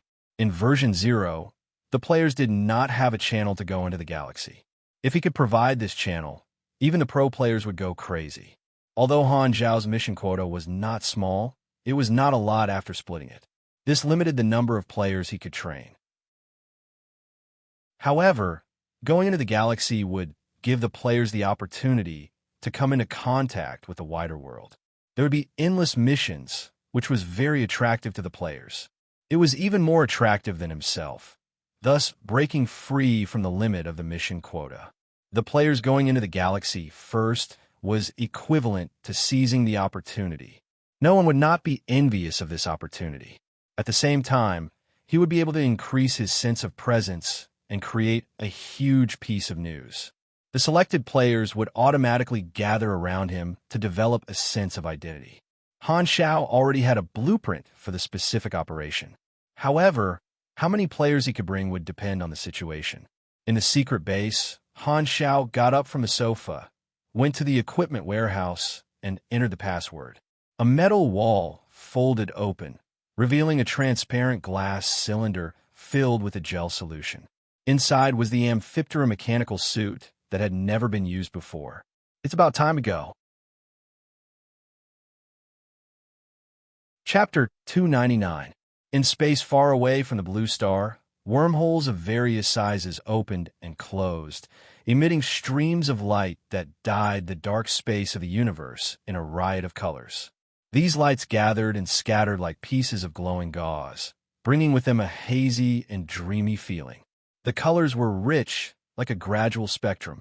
In the center of the wormholes, a large space station was floating. Its specific shape was like 3 skyscrapers stacked together horizontally. There were all kinds of towers extending from the sides and the top. Some were signal towers, some were space stabilizers, and some were weapon and escort hangars. At the bottom of the space station was a huge white metal sphere. A dark blue ring surrounded the sphere from afar, like the ring of a planet. This was the reactor and power source of the space station, as well as providing gravity to the space station. The structure of the space station was complex and precise, filled with the beauty of technology. The windows of the buildings were spaceports for spaceships to dock. Without a frame of reference, it was difficult to have a clear understanding of the size of the space station. A spaceport could dock spaceships that were hundreds of meters long, and this space station had tens of thousands of spaceports, like a man-made mountain range. U-Bailey Hub, the transportation hub of the Garden Star System. The surrounding wormholes were built by the various star system civilizations of the Colton Star Cluster. They used large amounts of resources in exchange for the help of more advanced civilizations to build stable stargates. They could quickly connect to the various star systems of the Colton Star Cluster and the star zones under them, greatly reducing the time spent on interstellar flight. The space station was constantly taking in and sending out a large number of spaceships, like a hive surrounded by bees. A small yellow and white spaceship entered one of the spaceports, entering the gravity zone from the zero-gravity space. The body of the spaceship shook slightly, and the bottom of the spaceship entered the orbit of the spaceport. It moved along the orbit for 3 minutes before entering the hangar. The interior of the hangar was blue and white. The materials were a combination of special alloys and macromolecules. After a few seconds, a synthetic female voice sounded in the hangar. Identity authorization confirmed. Permission granted to dock. Welcome, Godora 741 Galactic Investigation Team, Captain Kurlod. Chi. The hatch opened, and the bridge extended out. A humanoid creature walked out. This was a male Godora.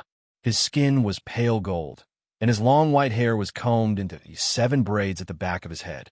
There was a golden ball-shaped accessory tied to the ends of the braids. His appearance was similar to that of a human, except that the distance between his facial features was slightly wider. His body structure was similar to that of a normal human. He had 1 head, 2 hands, 2 legs, and 1 root. He did not have any extra limbs, such as a tail. He was 2 meters tall, which was considered average by Godora standards. Kurlod belonged to the Godora Interstellar Investigation Bureau.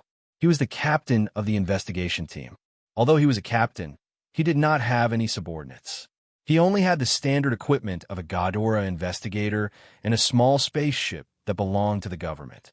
The spaceship was about 30 meters long, and it was a single-person spaceship. Kurlod was the investigator who was sent to the Blue Star to investigate the Inhumans. Wow, pure-blood Godora. Such a proud race. It's rare to see such a rare sight. At the entrance of the hangar, a registrar wearing a space station uniform laughed. His appearance was similar to Kurlod's, but he was much shorter, and his skin was not as golden. He was a half-blood Godora, mixed with another race. A subspecies. Kurlod glanced at the registrar with disdain. Godora valued the purity of their bloodline. This was the tradition of their race. They despised all mixed bloods and called them subspecies. The meaning was similar to bastards, and it was an insult. The registrar did not care. Hurry up and register. How long will you stay? Where are you going? Kurlod said, 2 days to refuel. Then we will head to Star Zone 9 to investigate a strange phenomenon in a low-level civilization. Star Zone 9? That's a barren and dangerous place. Looks like you've taken on a tough job. The registrar was very knowledgeable. It's just a low-level civilization making a fuss about nothing. They think it's an unexplainable phenomenon because their technology is outdated and they haven't seen the world. They can go back after a simple investigation. It won't take long. Kurlod raised his head and walked out of the hangar with pride. He headed to the resting area in the atrium of the space station. After the two left, the hangar door closed. After an unknown amount of time, a black, viscous liquid crawled out from the tracks of the spaceport. It wriggled as if it had a life of its own. The area of the viscous liquid was only about 1 square meter. The sticky liquid slowly crawled onto the spaceship of the observer, seeped into the gaps of the spaceship's armor, and disappeared. Blue Star, in a snowy mountain range in the northern continent, a black helicopter with the Darknet logo was parked on top of a mountain. Han Xiao crossed his arms and looked at the mountain range covered in clouds. The cold air kept drilling into his sleeves and collar.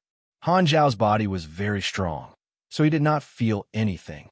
However, the pilot, wrapped in 3 layers of cotton clothes, was shivering. He asked with a trembling voice, Your Excellency, what are we doing here? Han Xiao looked at him in surprise. You new here?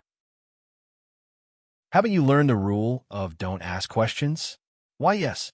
The pilot was so cold that his teeth were chattering. But we've been here for 4 days. Compared to the rule, I think it's more important to make sure that I'm mentally prepared to freeze to death here. Han Xiao was amused. What's your name? Huang Jian. I just finished pilot training last month. Han Xiao was amazed. Huang Jian, Huang Jian. Huang Jian and Huang Jian. This name sounds very promising. You'll definitely become someone big in the future. What else could he do? Huang Jian felt bitter. He could only pretend that he did not hear it and asked, Your Excellency, how long do we have to stay here? 1 day at the shortest, half a month at the longest. Huang Jian's face twitched. Wasn't this a little too long? After thinking about it, Huang Jian gathered his courage and asked a question that violated the rule. What are you waiting for? Han Xiao glanced at him. You'll know when it comes. There were only 2 people on the plane. While they were waiting, they could chat with Huang Jian to relieve their boredom. However, most of the time, Han Xiao was watching the matches on the forums. The international all-star competition had started, and the champions of each country were competing. The players were extremely lively, and Han Xiao watched it as a way to pass the time. The players from the other regions were all famous teams from their respective countries, such as Devil from America, Rose Knight from England, Kimchi from Korea, Tulip from France, and so on. Their positions in their respective countries were similar to Temple of God's position in China.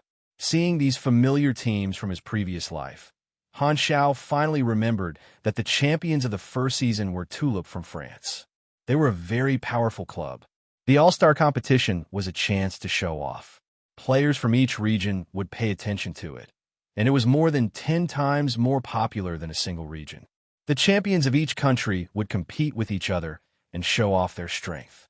They would praise their opponents before and after the competition. The atmosphere was harmonious. This was a chance for the champions of the regular season to show off their strength. Temple of God from the Blue Star region had attracted a wave of foreign fans. Their performance was not bad, and Li Ge was able to handle it with ease. After the All-Star competition, there was a 3-day break before the finals of each region. This time, it was a 1 versus 1, and it was a best-of-5 elimination system. Long Sky was quite lucky and met a slightly weaker foreign club. The powerhouses did not meet each other. In the individual competition, Hao Tian was not as lucky. They met Li Ge in the first round of the round of 16. Before the competition, Li Ge did not behave like himself and made a statement. Chapter 300. Li Ge was very high profile, and he created a new hot topic. Some players even started betting on who would win between Li Ge and Hao Tian. Although Li Ge had made it to the top 16, he had used his abilities to slowly grind his opponents to death. There was nothing interesting about it, so Li Ji's odds were even higher. Mad Blade's opponent was Rainy Kim, who was also a strong opponent. Rainy Kim was the pillar of Team Storm. She was very strong, and she was also a beautiful woman. Beautiful women were usually treated well, especially in the professional scene where there was a huge imbalance between men and women. Rainy Kim's popularity was off the charts. After the group list was announced, Rainy Kim's fans went to the Rivervale Club's page and threatened Frenzied Sword that if he won, they would make him pay for it. Han Xiao waited for 7 or 8 days at the top of the mountain. After the first round, he was surprised to see that Hao Tian actually lost to Li Ge in a one-on-one battle. He only won the first round, and Li Ge defeated him in all 3 rounds. Watching the recording, Hao Tian's performance in the first round was still stable. Li Ge played around for 10 minutes before he finished. He was analyzing Hao Tian's fighting style. Starting from the second round, Li Ge gained the upper hand. He could almost see through Hao Tian's movements. His ability was perfect for a long battle. Hao Tian was like a bug trapped in a spider's web, and he lost all 3 rounds. Li Ge was a very talented professional player. His career was not very long, but he had achieved a lot. Han Xiao had once considered whether to add Li Ge to the list of candidates. The media changed their opinion again. Li Ge suddenly became a new force, and he took away Hao Tian's original attention.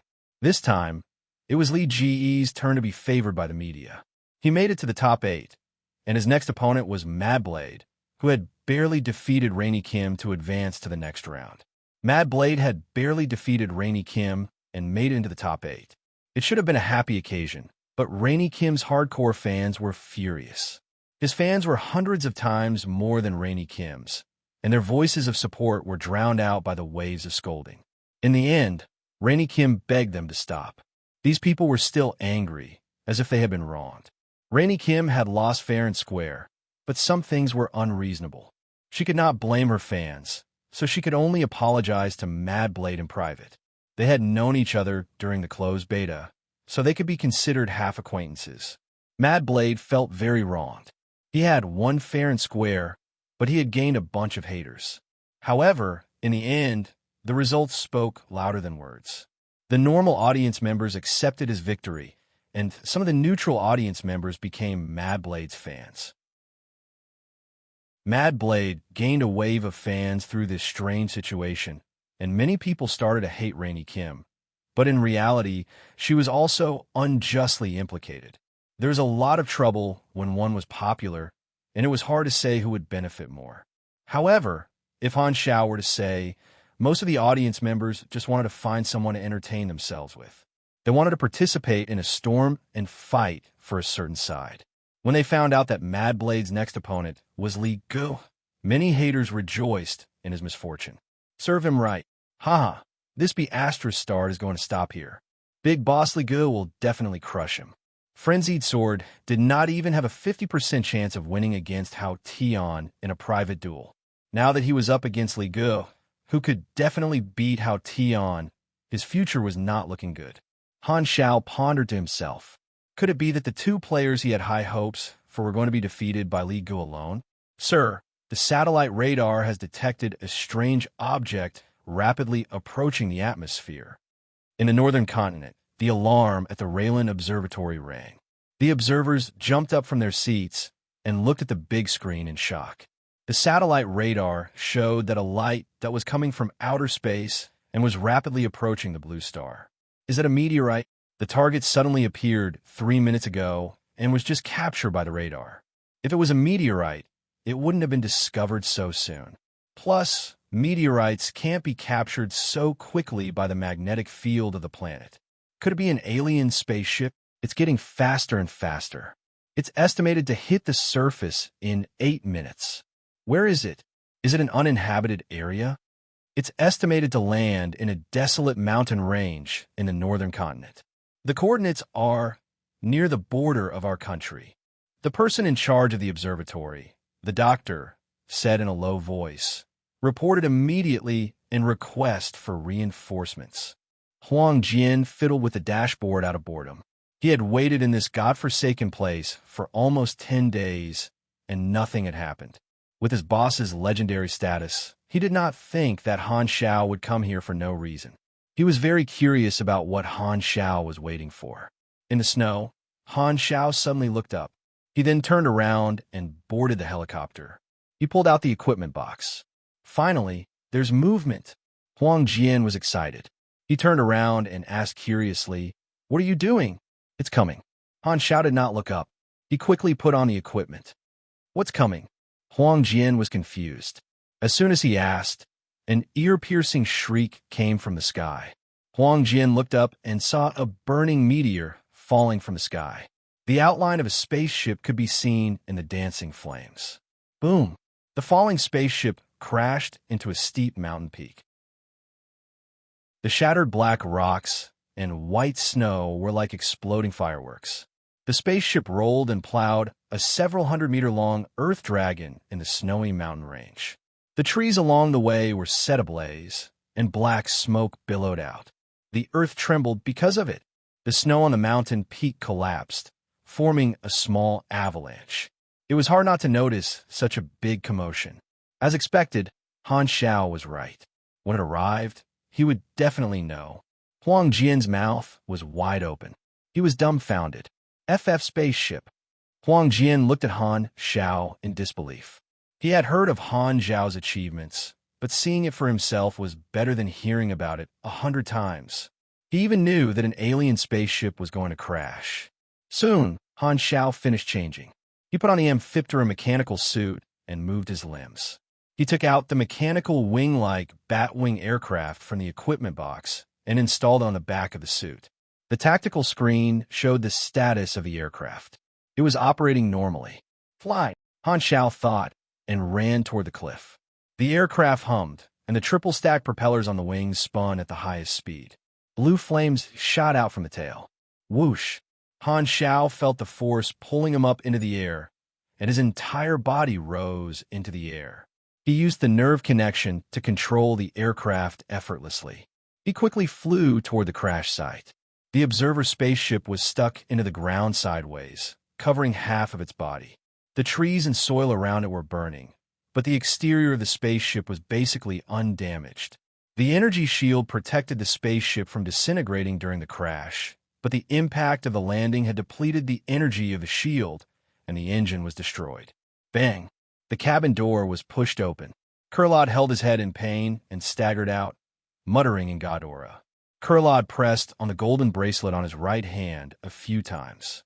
With the bracelet as the center, a battle suit that looked like ancient armor automatically appeared and covered his body.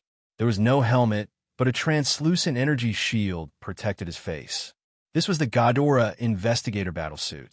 The Investigator had to travel to different planets.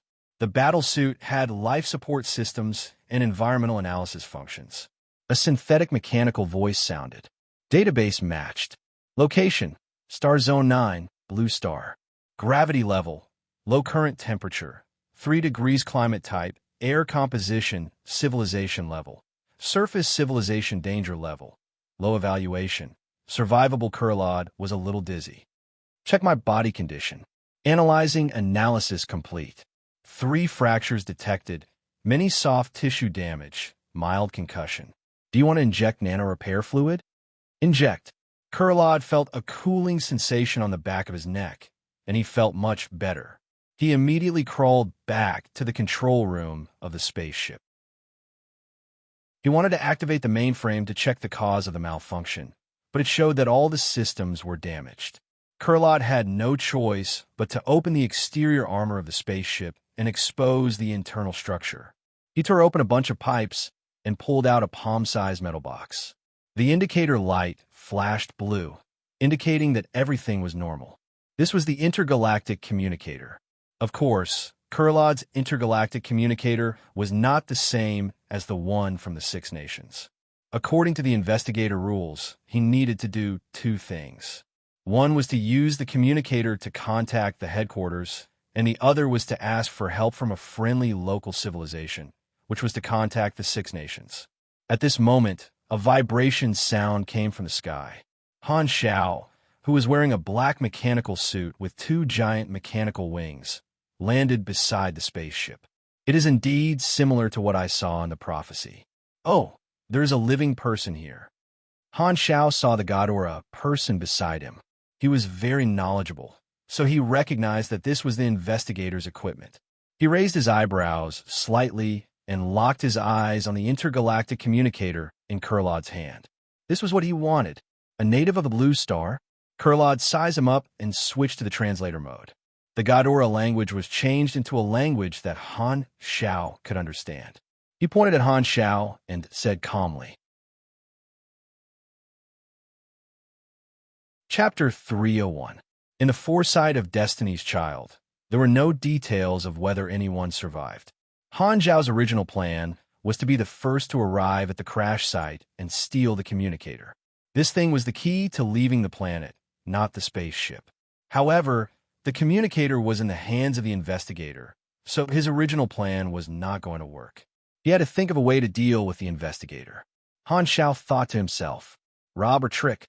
Seeing that Han Xiao did not respond, Kurlad frowned and said, I'm asking you a question. Answer me. You're a guest from Ghidorah? Han Xiaoxin thought for a while and slowly approached Kurlad. The civilization of this planet is requesting help. I'm an investigator who was invited here. Who are you? Han Xiao approached within 10 meters and said, I'm an emissary from Blue Star. I'm here to welcome you. Very good. Bring me to see the highest leader of your civilization immediately. Kurlad was overjoyed. He thought for a while and suddenly said, wait for a while. I need to inform my civilization to send someone to pick me up. No problem. Waiting is what I should do. Kurlad was satisfied with the treatment that Blue Star gave him, and he was even more satisfied with the attitude of the emissary. Just as he was about to activate the communicator, the moment he lowered his head, Han Xiao suddenly moved. The Batwing aircraft was activated instantly. Han Xiao was like a poisonous snake, kicking Kurlad away and snatching the communicator in the blink of an eye. Bang! The kick was so powerful that Kurlad flew away and broke 4 or 5 trees. Han Xiao put away the communicator and made up his mind. He decided to snatch the communicator first and take the initiative. There was no way he could stop Kurlad from contacting the Six Nations. That way, he would be exposed. More importantly, once Kurlad got in touch with the Six Nations, there would be no room for him to interfere. He would have to take the opportunity to steal it. Actually, there was another way. He could pretend that he was a person from an advanced civilization in Blue Star and ask to borrow the communicator. The best result would be that Ghidorah was willing to help, but the possibility was low. There was a higher chance that the Ghidorah people would be more vigilant. After all, knowing that the other party was not a native but a wanderer from a high-leveled civilization, their mentality would be different. The success rate of a sneak attack would be lower. Furthermore, The identity of an advanced civilization was not that useful. Godora was a star system civilization and had seen the world. Why would they help him? Even if Han Shao was willing to pay, Kurlad could directly contact the Six Nations and did not lack resources. The other party might not even bother to help and ignore him. In a worst-case scenario, the Godora people would turn against him. A wanderer who could not contact the civilization behind him would be at the mercy of others. With only a few seconds to think, Han Shao decided to be a bandit. Not only that, he had a new plan. The first step was to capture Kurlad and prevent him from contacting the Six Nations. On the other side, Kurlad slowly got up. He was not injured at all. The surface of his combat suit glowed with a golden light. This was the shield that came with the combat suit. His expression was cold. He reached out and took off the two small golden balls that were tied to the ends of his braids. Mechanical force flashed on his fingertips, and the small balls quickly expanded. They turned into a pale gold round shield and a dark gold long spear. They looked simple, but they gave off energy waves, indicating that they were not normal cold weapons. Native, you have made a big mistake. Turning the small golden balls into equipment was a common technique used by mechanics to compress equipment into small objects. Most advanced civilizations knew how to do it, but Ghidorah's equipment was obviously more advanced. Kurlad was a LV-63 mechanical pugilist. Pure-blooded Ghidorah people had racial advantages compared to normal humans.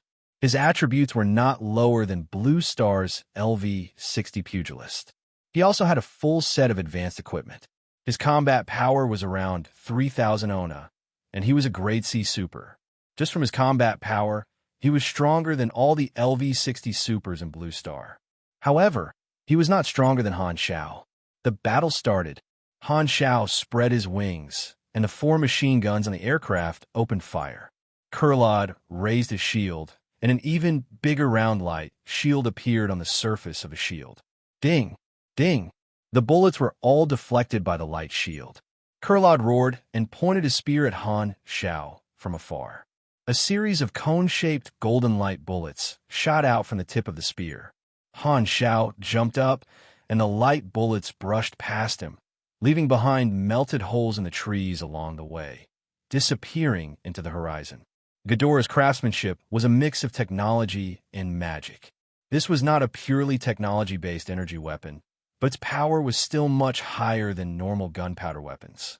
One light bullet could take off 500 of Amphitrah's defense. The damage was very high. Han Shao flew up into the sky and used the Gauss sniper rifle to kite the enemy. However, the electromagnetic bullets were all blocked by the shield. Kurlad took out another small golden ball, which turned into a strange gun half the size of a person. He fired a shot into the sky. Boom! A hot beam of light shot out, and Han Shao quickly dodged it. Just the edge of the beam brushed past the mechanical suit, and his defense was reduced by 300. With advanced equipment, the advantage of being a mechanic was immediately displayed. Kurlad was supposed to be an enemy that could only be encountered in version 2.0, so he naturally felt that the damage was too high. Although investigators were not known for their combat abilities, Kurlad was an exception. He was very confident in his own abilities. Just with the equipment provided by the Investigation Bureau, he could easily crush these low-level civilizations. Kurlad had a sense of superiority as an emissary of an advanced civilization, so he did not take the Blue Star native seriously. He did not know why Han Shao attacked him, but a native dared to provoke him, which was no different from asking for death. He wanted to make Han Shao understand this. Han Shao was calm. It was not that he had never fought an enemy with better equipment. Although Kurlad's equipment was good, and his attributes were not bad, he was just an elite. His skills and talents were very average. This should be my first time fighting a Black Star warrior.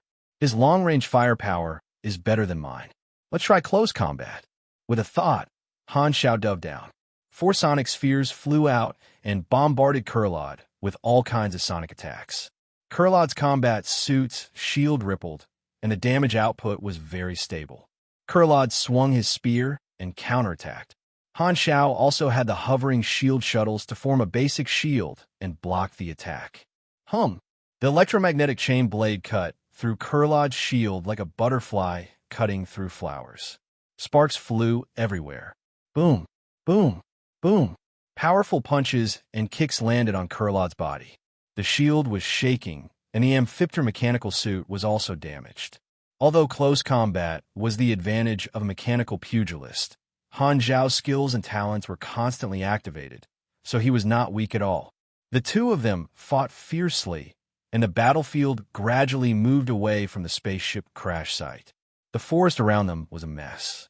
Although the Ghidorah investigator had the advantage in terms of equipment and technology, Han Xiao had too many tricks up his sleeves. Kurlad was starting to get tired of dealing with him.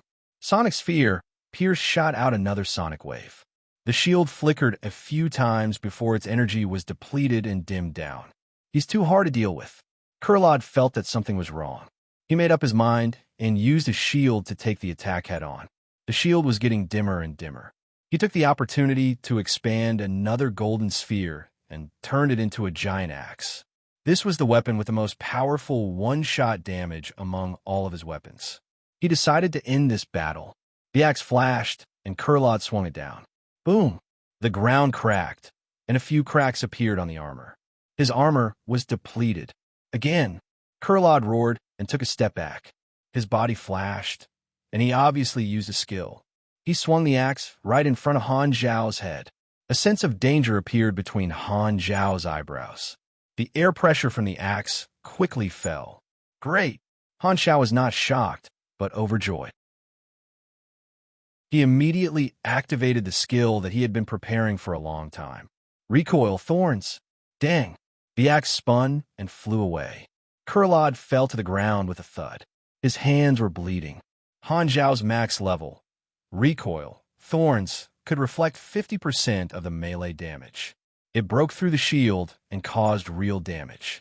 The sonic sphere attacked again. Kurlad was blown away, but his shield was still protecting him tenaciously. You're very strong. I didn't expect there to be such a strong person on this low-level planet. Kurlad breathed heavily and got up. He took out another 2 golden spheres and turned them into a long sword and a new shield. He was full of fighting spirit. But choosing me as your opponent is your biggest mistake. My equipment is way better than yours. You're a strong warrior. I'll give you a warrior's death. Han Xiao stopped and shook his head. You're so hard to deal with. I didn't want to use this skill. Before Kurlad could react, he was shocked to see Han Zhao's energy level increase crazily. A thick blue electric current surrounded the mechanical suit like a lightning python. The mechanical suit's energy core emitted a blinding light. At the same time, the shadow of a man wearing a black mask appeared behind him. Mechanical suit skill, Snake, Devil, energy core overloaded, attributes doubled. All modules can be used at will. Duration, 2 to 7 minutes. Cooldown, 7 days. Character summon card, Germinal Organization Leader, Armor Piercing Combo. All attacks released in the next 8 seconds will be critical armor piercing, and the target's defense will be weakened by 24%. Duration, 5 minutes. Usage, 1/12, also Burning Will. Overload, Mechanical Force Surged. Bang, bang, bang, bang. Chapter 302. Continuous explosions rang out from the spot where the spaceship had crashed. Huang Jian rubbed his hands together and breathed out hot air, deeply worried. It sounds like a battle. Who was he fighting with? Huang Jian was confused. Could it be that Han Xiao was fighting with aliens in the middle of nowhere? Just thinking about it made him feel that this world was crazy. After waiting for a while, the sound suddenly disappeared. Huang Jian was worried. Although he had heard about Han Zhao's strong battle record, his opponent was an alien. If something happens to him, no one will give me orders. Should I continue to wait for him? Just as he was in a dilemma, a figure flew up from the direction where the spaceship had crashed and quickly approached. It was Han Xiao. He landed beside the helicopter with a strong gust of wind. The mechanical suit was full of scars, and some parts of the armor were even cracked, exposing the internal wires that were crackling with sparks. That's great. You're fine. Huang Jian heaved a sigh of relief. Suddenly, he saw that Han Xiao had brought along a creature that he had never seen before. It had light golden skin, and its facial features were quite far apart. Its hands and feet were also locked by mechanical shackles that were electrified. It was Kurlod. At this time, his face was swollen, and he was naked. Outside, Huang Jian was tongue-tied. He pointed at Kurlod and was too shocked to say anything. Alien. It took me a lot of effort to catch him. Han Xiao grabbed Kurlod by his hair and stuffed him into the cabin. The Godora man was angry, but his mouth was sealed. He could only struggle like a dead fish. Huang Jian was shocked. He knew that Han Xiao was strong, but he didn't expect him to be so strong that he could even catch an alien. Fly the helicopter quickly. This is close to the Raylan border. Their people will be here soon, Han Xiao said. Huang Jian hurriedly started the helicopter, and it quickly flew away. On the plane, Han Xiao took off his mechanical suit and checked the damage. He only had about 20% of his armor left. The Goddard investigator's equipment was very advanced, but in the end, Han Xiao unleashed a barrage of attacks. Kurlod was like a delicate girl being pressed to the ground, unable to retaliate at all. He could only passively endure the barrage of attacks. He destroyed the investigator's combat suit and seized the golden ball, ensuring that Kurlod would not be able to touch any weapons. He only left behind a translator so that it would be easier for him to communicate with him. He got the communicator and a Godora man. The completion rate was higher than expected. I can still get a lot of benefits from him. I'll deal with him when I get back. Han Xiao was thinking about a new plan. Huang Jian was very curious about the alien. He turned around and asked, "Your Excellency, does he bite people?" As an emissary of a higher civilization, Kurlod was seen as a barbaric beast by a native. He was furious, but his hands and feet were tied, so he could only protest by banging his head on the steel plate. "I don't think so." Han Xiao touched his chin and said, "But seeing how fierce he is, he might have a hobby like that." Kurlod kept banging his head on the steel plate. Huang Jian curiously asked, "Can he eat it?" Han Xiao squeezed the Godora man's arm and said, "His skin is smooth, and his meat is tough. Are you interested?" Huang Jian hesitated for a while and nodded. "I haven't eaten an alien before." Bang, bang, bang. He banged his head on the steel plate even more frequently. Backward. Barbaric. Kurlod roared in his mind. Then, a trace of fear appeared in his heart. "These natives don't really want to eat me, do they?" Huang Jian was very excited. He asked all kinds of questions. He wanted to know how Han Xiao knew that aliens would come to the Blue Star and why he wanted to capture them. Kurlod also wanted to know these questions. First, the spaceship malfunctioned for no reason and forced a landing. Then he met this strong man in a mechanical suit who claimed to be an emissary. Then he suddenly attacked him and tied him up. Kurlod was furious when he remembered that the analysis module's evaluation of the Blue Star was that it was not dangerous. How long had it been since the database was updated? How could this not be dangerous? Who is he? Why did he capture me? How did he know that I was forced to land here? Kurlod was very confused. Han Xiao did not say anything. Is he a male or a female? Huang Jian was curious. Han Xiao was annoyed. "Look for yourself." Huang Jian opened his eyes wide and looked for a while. He was very surprised. "I thought that the alien would be very big since it was so big." Bang. Kurlod could not stand the humiliation anymore. He used all his strength to hit the steel plate and knocked himself unconscious. 10 minutes after the helicopter left, Raylan's troops finally arrived. They found the spaceship and were shocked. They immediately sealed the scene. "This is an alien spaceship. The orders from above said that this is the spaceship of our alien friend, Godora. They are here to help us investigate the Inhumans. The mountain has collapsed. This is not a normal landing. The spaceship has crashed. Check if there are any survivors. Report, there are no corpses in the spaceship. There are traces of battle around." Raylan's troops searched for clues and observed the battlefield. They came to a conclusion. There were two people fighting. Both of them were superhumans. One of them used a weapon that we do not know. These marks on the trees look like they were melted by lasers. There are also marks of chopping. The cut is very smooth. Even the internal structure of the trees is smoothed out. It is not a normal cold weapon. These marks of battle contain a high radiation level. This should be the Godora people. The other party used gunpowder weapons. The metal composition of the shells is similar to ours. There are also some armor fragments on the ground. This should be the strong person from our planet. We need to match the database. Judging from the destruction of the battlefield, this person is definitely at the top of the blue star. There are only a few strong people in this area. We will be able to identify the targets soon. The final result of the battle should be that the Godora people were captured. Did you find anything else? At this time, one of the researchers found that a piece of the spaceship armor had been opened. Inside was the internal parts of the spaceship. He curiously looked around and used his flashlight. Suddenly, he saw something special and said, "There seems to be liquid inside the spaceship." Liquid? Everyone gathered around. Under the strong light, they found a pile of metal and pipes covered in a thick black liquid. "What is this?" "Probably engine oil," someone said with uncertainty. This time, the officer suddenly said, "Orders from above. Secretly transport the spaceship back to the country." Godora's spaceship had crashed. This was a rare opportunity for the Blue Star government. Raylan decided to research spaceship technology. Since their civilization was behind, they had to grab hold of any opportunity to develop. Only by taking risks would they have the hope of making a comeback. Of course, Raylan did not dare to anger the Godora civilization. They would inform the Godora civilization about this, but they had to delay for a period of time.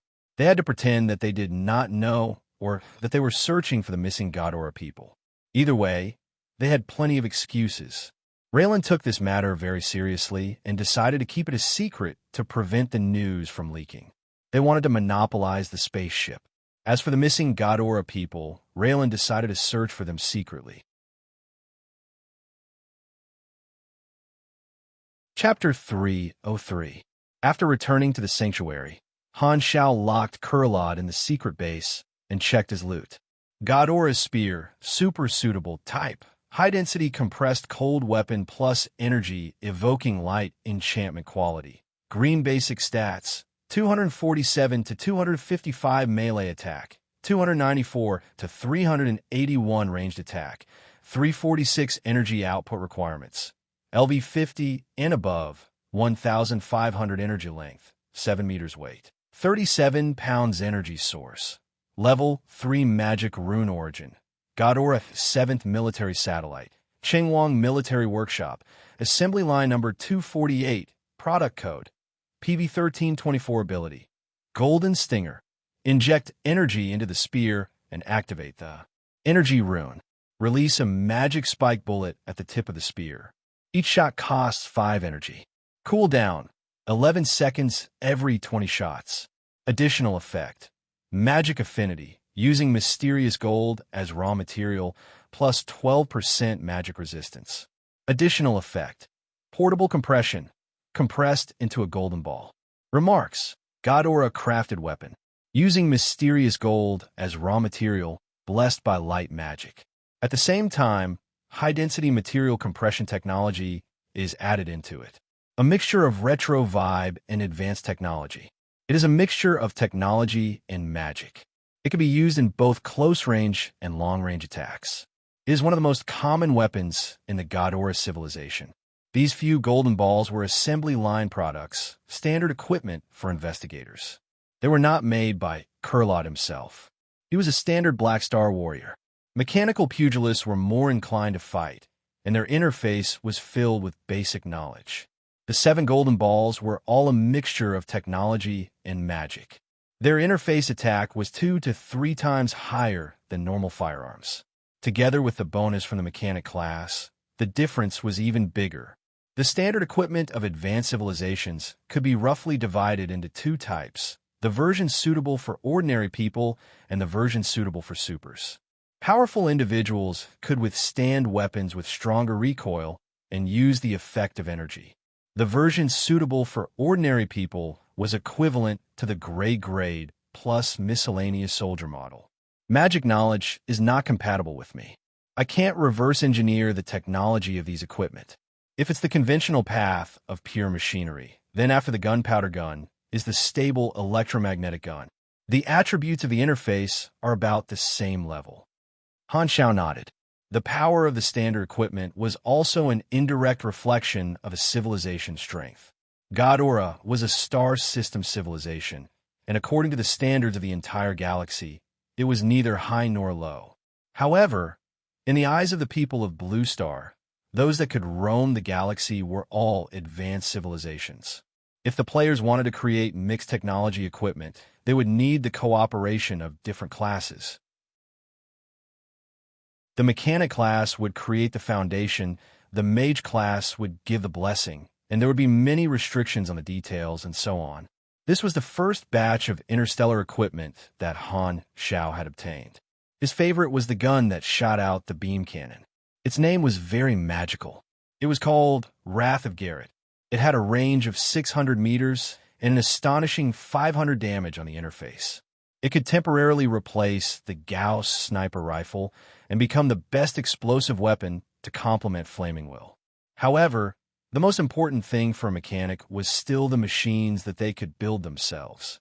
This was the true combat strength of a mechanic, and Han Xiao knew this very well. These new weapons could only be used as a transition. After putting away the equipment, Han Xiao took out the interstellar communicator. His face became serious. This was the key item.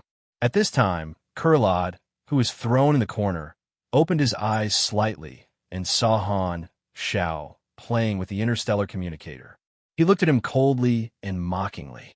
Although he had become a prisoner, Kurlad still had a sense of superiority. He was sure that this Blue Star native did not know how to use the communicator. In his eyes, Han Xiao was like a monkey that had gotten a new toy. An idea appeared in Kurlad's mind, and he became excited. He doesn't know how to use these things, so he will definitely ask me how to use them. Maybe I can trick him and make him help me send a distress signal to the headquarters. Kurlad felt that this plan was more and more feasible. He was excited and saw hope. At this time, Han Xiao opened the translucent crystal screen of the communicator and looked at the Godora language on the screen. He selected the option to change the language and changed it to Blue Star language. When Godora first came into contact with Blue Star, they entered the Blue Star language into their database. This was one of the things that they had to do when coming into contact with a new civilization. This way, they could analyze the language and make communication easier. The interstellar communicator was a necessary tool for interstellar travel. Every player in his previous life had used it, so Han Xiao was very familiar with how to use it. He could use it with his eyes closed. He skillfully opened the login interface of his personal account, turned around, and looked at the confused Kurlad. He said casually, "Kurlad, right? It's good that you're awake. Tell me your personal account. How do you know how to use the communicator and know about my personal account? Who are you?" Kurlad's eyes were filled with disbelief. He was shocked. How could a native know about these things? There was only one explanation. This person was definitely not a native. He was also from the galaxy. Thinking of this, Kurlad's sense of superiority disappeared. He was shocked. Originally, he had intended to use the name of Godora to threaten them, but this method was only effective against the natives. The galactic beings were not afraid of such an illusory threat. With the restriction of distance and the peace treaty, using the name of one civilization to threaten the other party would not work at all. Furthermore, he was just a small investigator, not a big shot. "Who am I?" Han Xiao curled his lips and said mysteriously, "We're in a hurry to meet, so let me formally introduce myself. My name is Han Xiao. As for the rest, you don't need to know." Kurlad was more and more sure of his guess. He felt that Han Xiao was very mysterious. When he looked into Han Xiao's eyes, it was as if he saw an abyss of fog. He suddenly realized something and said, "No, what do you know my name?" Han Xiao said slowly, "You're an investigator from Godora. You were ordered to come to Blue Star to investigate the so-called inhuman incident, but for some reason, your spaceship crashed. Are you a mind reader or a force seer?" Kurlad was alert. He secretly activated his energy to protect his mind, but he did not find any signs of being invaded. "Guess," Han Xiao said jokingly. This attitude made Kurlad very angry, but he had to lower his head. He controlled his anger and asked, "Why did you attack me?" Han Shao pointed at the communicator and said, "Don't worry, this is not personal. I don't have any animosity toward Ghidorah. I just want this thing." "You call this not having any animosity?" Kurlad angrily struggled against the electromagnetic lock on the mechanical chain. Han Shao sat on the sofa, put his hands on his knees, leaned forward, and stared at the Ghidorah man with a threatening look. He said lightly, "If I had any animosity toward you, you would already be dead." Kurlad's face froze, and he said, "You just think that I'm still useful." "Correct answer, no reward." Han Shao smiled. "I just need the communicator to contact the Galactic Travel Agency and leave this planet. We're not enemies. Your spaceship crash has nothing to do with me. I attacked you just to make sure nothing goes wrong. Plus, I know how arrogant Ghidorah people are. I'll beat you up first before we talk. Now, I have a deal to discuss with you." But you don't have the right to reject it." Kurlad clenched his teeth. "Speak. I need to borrow money from your personal account. If you're willing to cooperate, I can let you go and take you with me. You can go home whenever you want." Kurlad was surprised. "You're willing to let me go? Why not?" Han Shao could not help but laugh. "I have no enmity with Ghidorah, and I only want to rob them of their wealth and not their lives. I also did not hurt you that much, right? Or is it because you were defeated by me that you feel resentful and want to take revenge?" Kurlad thought about it carefully. Indeed, Han Zhao's direct conflict with him was just a fight. Losing was one thing, but Han Shao did not hurt him severely and even gave him a chance to go home. Ghidorah had an ancient tradition of worshipping the strong. Plus, he was an investigator, so fighting was nothing to him. Although he was still a little depressed, Kurlad's anger slowly calmed down. He thought about it and said seriously, "As long as you fulfill your end of the deal, I'm willing to cooperate. I can promise God Gal that I will not take revenge. I admit defeat."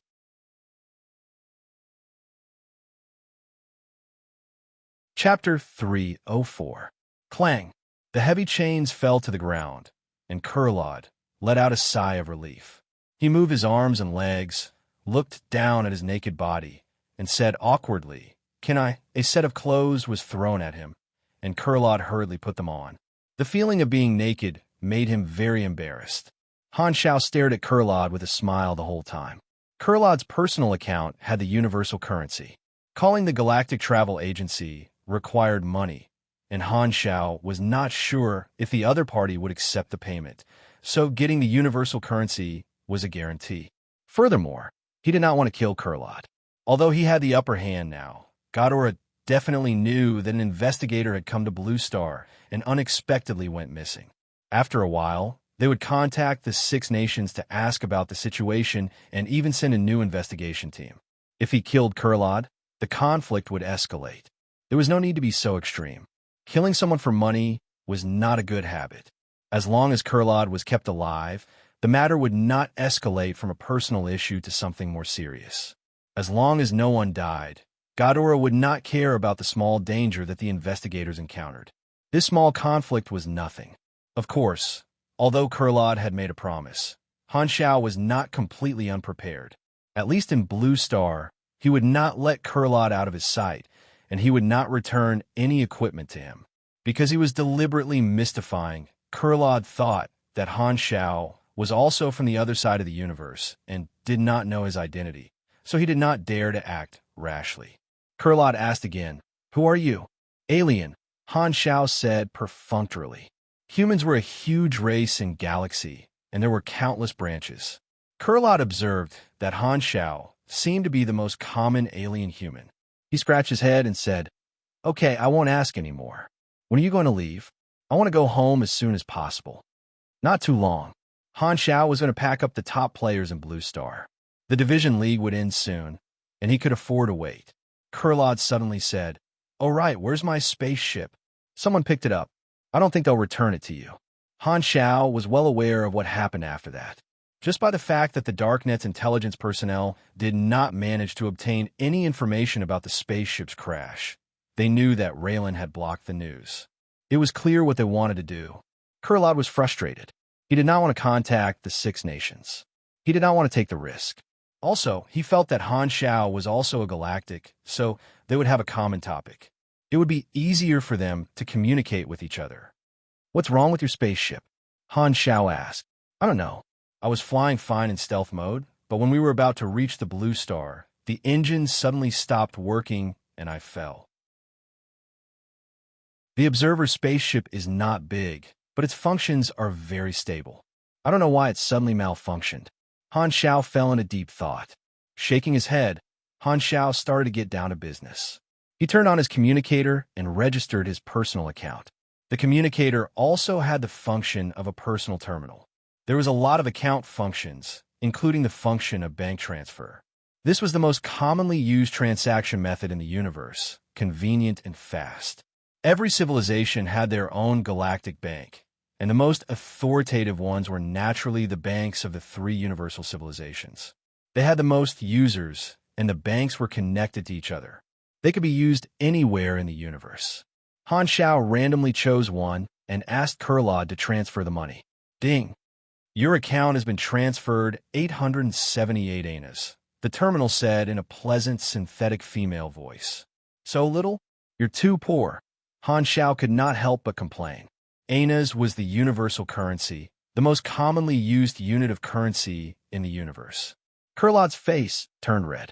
"I don't have the habit of saving money. Being an investigator is a tough job. I need to enjoy." "Wait, why am I explaining to you?" He suddenly realized that he was the one being robbed. Why did he feel embarrassed? Because he did not have enough money. What's wrong with him?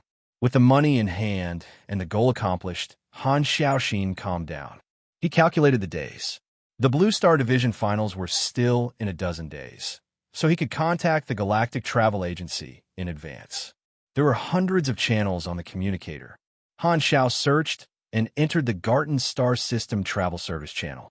The screen showed a long list of travel routes, and a cold synthetic voice sounded. "Do you want to filter? Confirm. Your location? Blue Star, Star Zone 9. Destination?" Han Xiao paused and said, "You barely hub. Please select your price." "The cheapest one." Han Xiao glanced at Tyrant Lod. "Number? Dozens. Race? Human. Have you ever used the Galactic Travel Agency before?" "Yes." After answering more than 20 questions, Han Xiao finally filtered out the results. There are only 5 travel agencies left. Galactic Travel Agency was a very broad service, and many large corporations provided this service. It was one of the cheapest ways to travel in the galaxy, almost like a private car. To be more precise, it was more like a public spaceship. Han Xiao had his eyes on the Shorthorn Star Travel Agency. This was a very reputable galactic travel agency. After choosing, he connected the communicator to the Shorthorn Star salesperson's line so that both parties could discuss the details in person. "Hello. Thank you for choosing the Shorthorn Star. We will provide you with the best service at the best price." The salesperson was a beautiful human female. According to the customer's race, the customer would be assigned to a salesperson who fit their aesthetic standards. After the female salesperson finished the welcome opening speech, she said, "We have accepted your travel conditions. Fortunately, a whale-class warship will pass by Star Zone 9 in 20 days. We'll pick you up then. What kind of seat would you like? We have economy class, premium class, VIP class, super VIP class, and VIP class for you to choose from." "How much is the economy class?" 3 anas per person.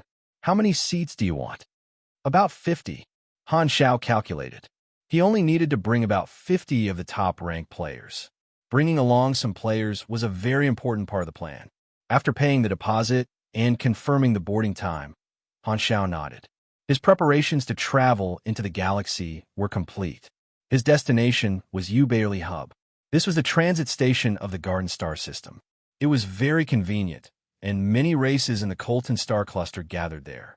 There were many opportunities there. According to Han Zhao's plan, Ubarely Hub was the most suitable place to be the first stop in the galaxy. Next, I just need to wait for the players to finish their matches, and I will be able to build a team. Everything is ready, and I only need time, Han Xiao thought to himself. Furthermore, before he left, there were still some things that he needed to deal with on the Blue Star. For the next few days, Han Shao quietly moved the resources and brought Kurlad with him.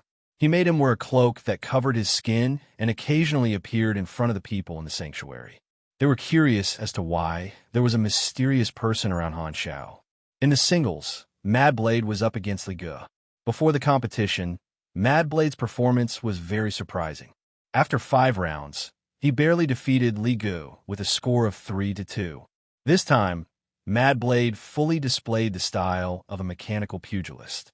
He had been practicing his power hammer in secret, but he had not used it yet. This time, he finally took it out. The explosive power was even stronger than that of a pugilist, and he broke through Li Ge's defense. After Mad Blade entered the top 4 of the singles, all the haters disappeared. Victory was the best confidence. His title of China's #1 mechanical pugilist became more and more famous on the forums. He was considered the biggest dark horse in the first season of the Pro League. Li Ge did not expect that he would die in frenzied swords' hands. When it rains, it pours. Temple of God made it into the top 4 and met Long Sky. This time, Hao Tian gave it his all and defeated Temple of God to enter the finals. The situation was clear. Long Sky and Dynasty would fight for the first and second place of the division, and Temple of God could only fight for the third place with another top 4 team. In the singles, if there were no accidents, Mad Blade would very likely enter the top 3 and qualify for the international competition. As for the champion, it was not that Han Shao looked down on Mad Blade, but Dynasty's King Admiral was just too strong. His skills, mechanics, and personal attributes were almost invincible in version 1.0. Dynasty had the momentum to win the double championship, and the media was very optimistic. However, even so, Mad Blade's results and fame were much better than in Han Zhao's previous life. Training him was not a waste. After playing in the Division League for about half a year, the highest level players had already reached the upper limit of level 60. Just as Han Shao was secretly preparing, Bennett suddenly called. "I'm already at Sanctuary 3. Where are you? Why are you suddenly here?" Han Shao joked. "Did you miss me? What do you think?" Bennett's tone was serious. "Where did you hide that alien? You didn't eat it, did you?" Han Zhao's smile disappeared, and he frowned. "Huang Jian told you?"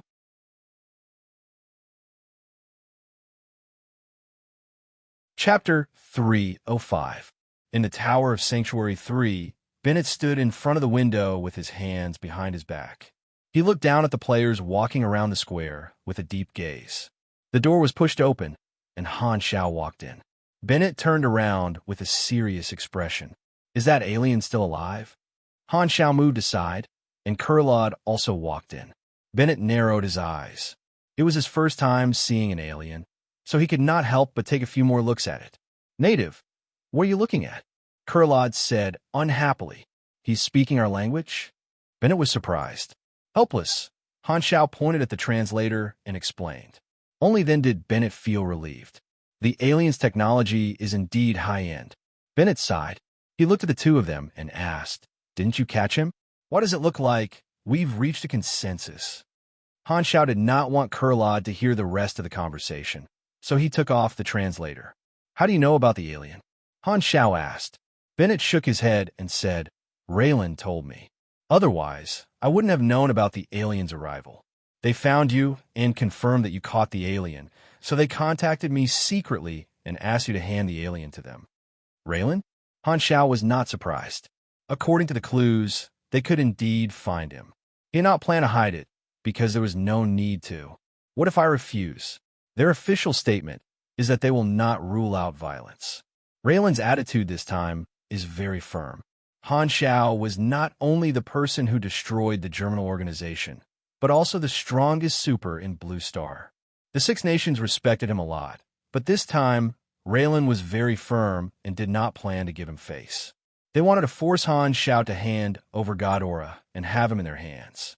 Han Shao shook his head. Raylan's hostility was meaningless to him. Bennett was very annoyed. "Can you tell me why you can kidnap an alien just by going out for a walk? What are you trying to do?" Han Shao sat down and stared at Bennett. "I'm preparing to leave Blue Star."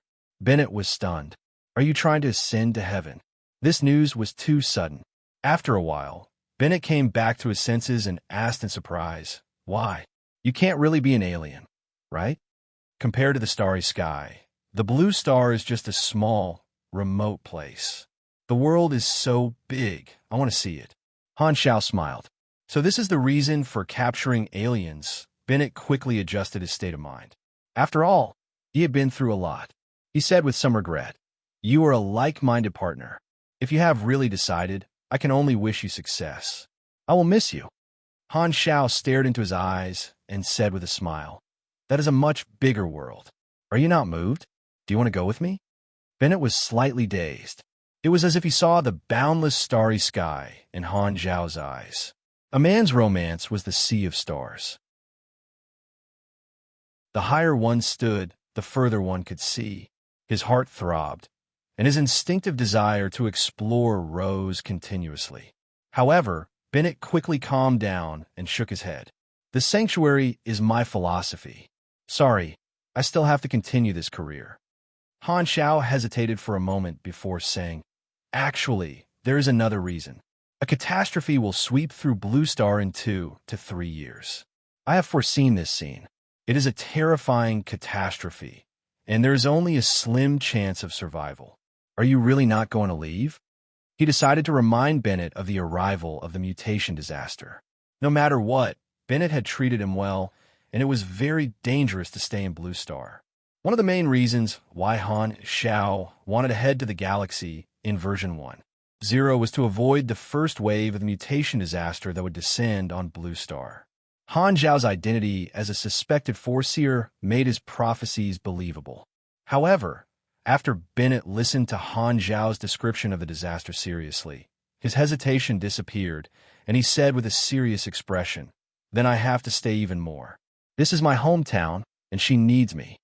Han Xiao stared at Bennett for a long time before letting out a long sigh. "That's true. You are indeed such a person. Everyone had their own ambitions, and they could not be forced." Bennett stared at Han Xiao with a complicated expression and asked, "Are you thinking of leaving to avoid danger?" Han Xiao smiled and said, "The solution to the disaster is hidden in the galaxy. I'm not only trying to avoid danger, but also to find a solution in the galaxy." He was indeed not lying to Bennett. Finding a way to solve the mutation disaster in version 2.0 was also part of his plan. If he could change the storyline of Blue Star version 2.0, he would definitely be able to increase his legendary points. Hearing that, Bennett smiled and said, "I was not wrong about you. When I heard your speech in the past, I knew that we were the same kind of people." "Of course not." Han Xiao's mouth twitched. That speech was copied from Bennett's original words.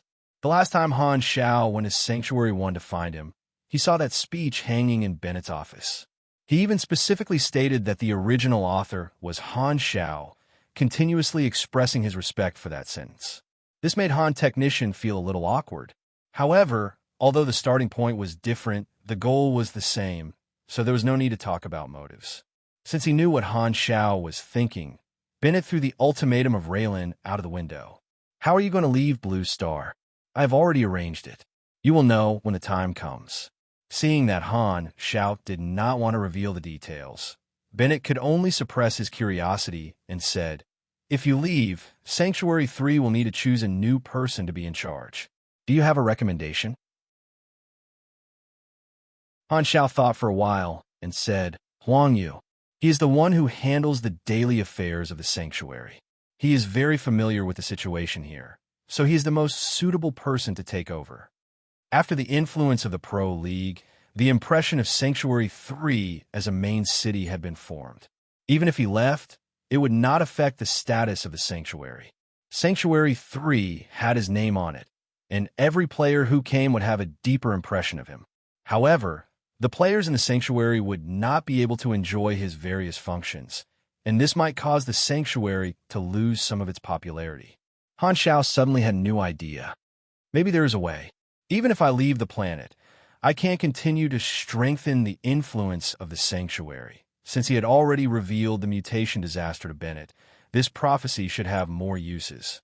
Han Xiao thought about it for a while and came up with a concrete plan, which he kept in mind. On the other hand, Bennett felt that Huang Yu was a good choice.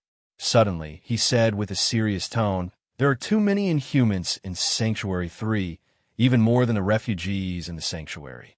They take up too much space. Their origins are unknown, and they are too mysterious. This is a security risk. I don't know how you can make them work for you, but if you leave, what will they do?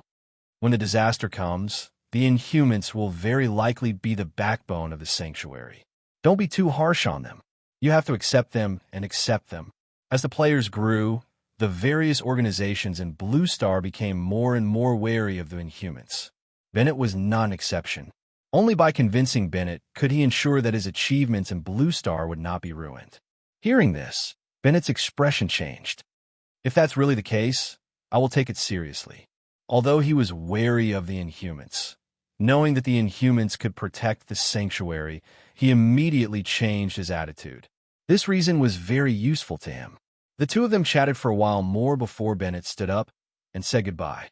He came this time to deal with Raylan's warning, but he accidentally found out about Han Zhao's next move. As such, Raylan's warning was no longer a concern, and he did not need to worry. Instead, it was the catastrophe that Han Zhao revealed that made his heart feel heavy. He felt as if there was a dark cloud hanging over the road ahead. He decided to immediately go back and write a crisis plan to increase the Sanctuary's defense and speed up the progress of the plan. Bennett could not bear to part with a partner like Han Zhao, so he sincerely said, "I hope everything goes well for you. We will meet again soon." Han Zhao reached out his hand and shook Bennett's. The two of them looked at each other and smiled.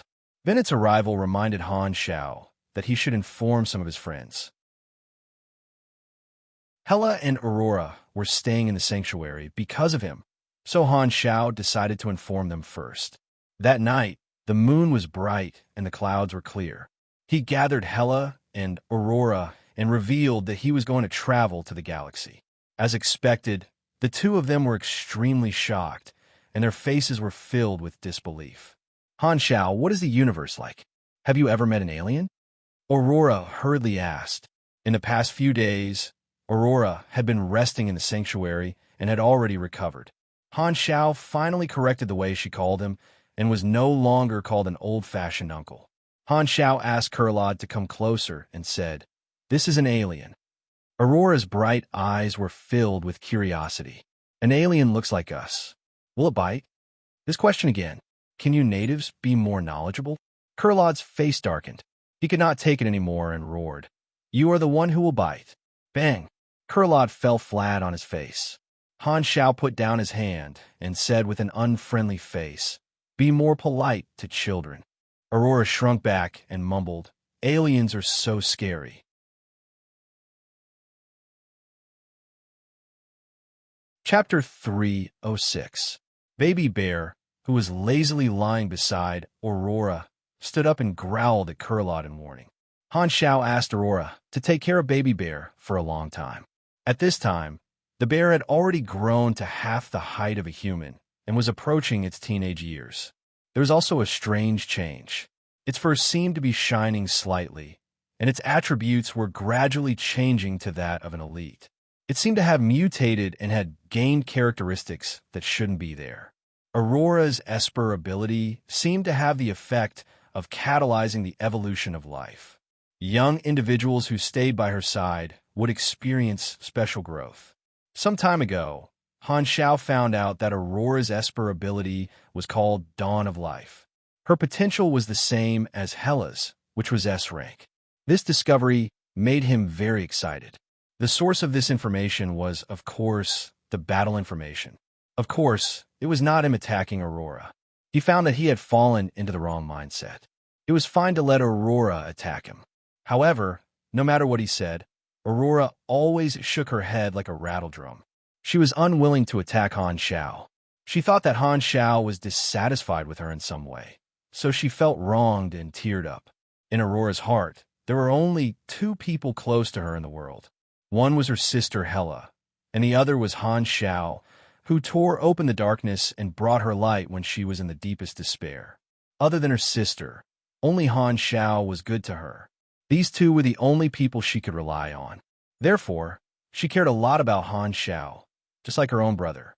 It was not easy for him to use the excuse of testing the armor's performance to make Aurora shoot at him. Only then did Han Xiao get the information. His initial target was only Hela, but Aurora also had the same level of potential.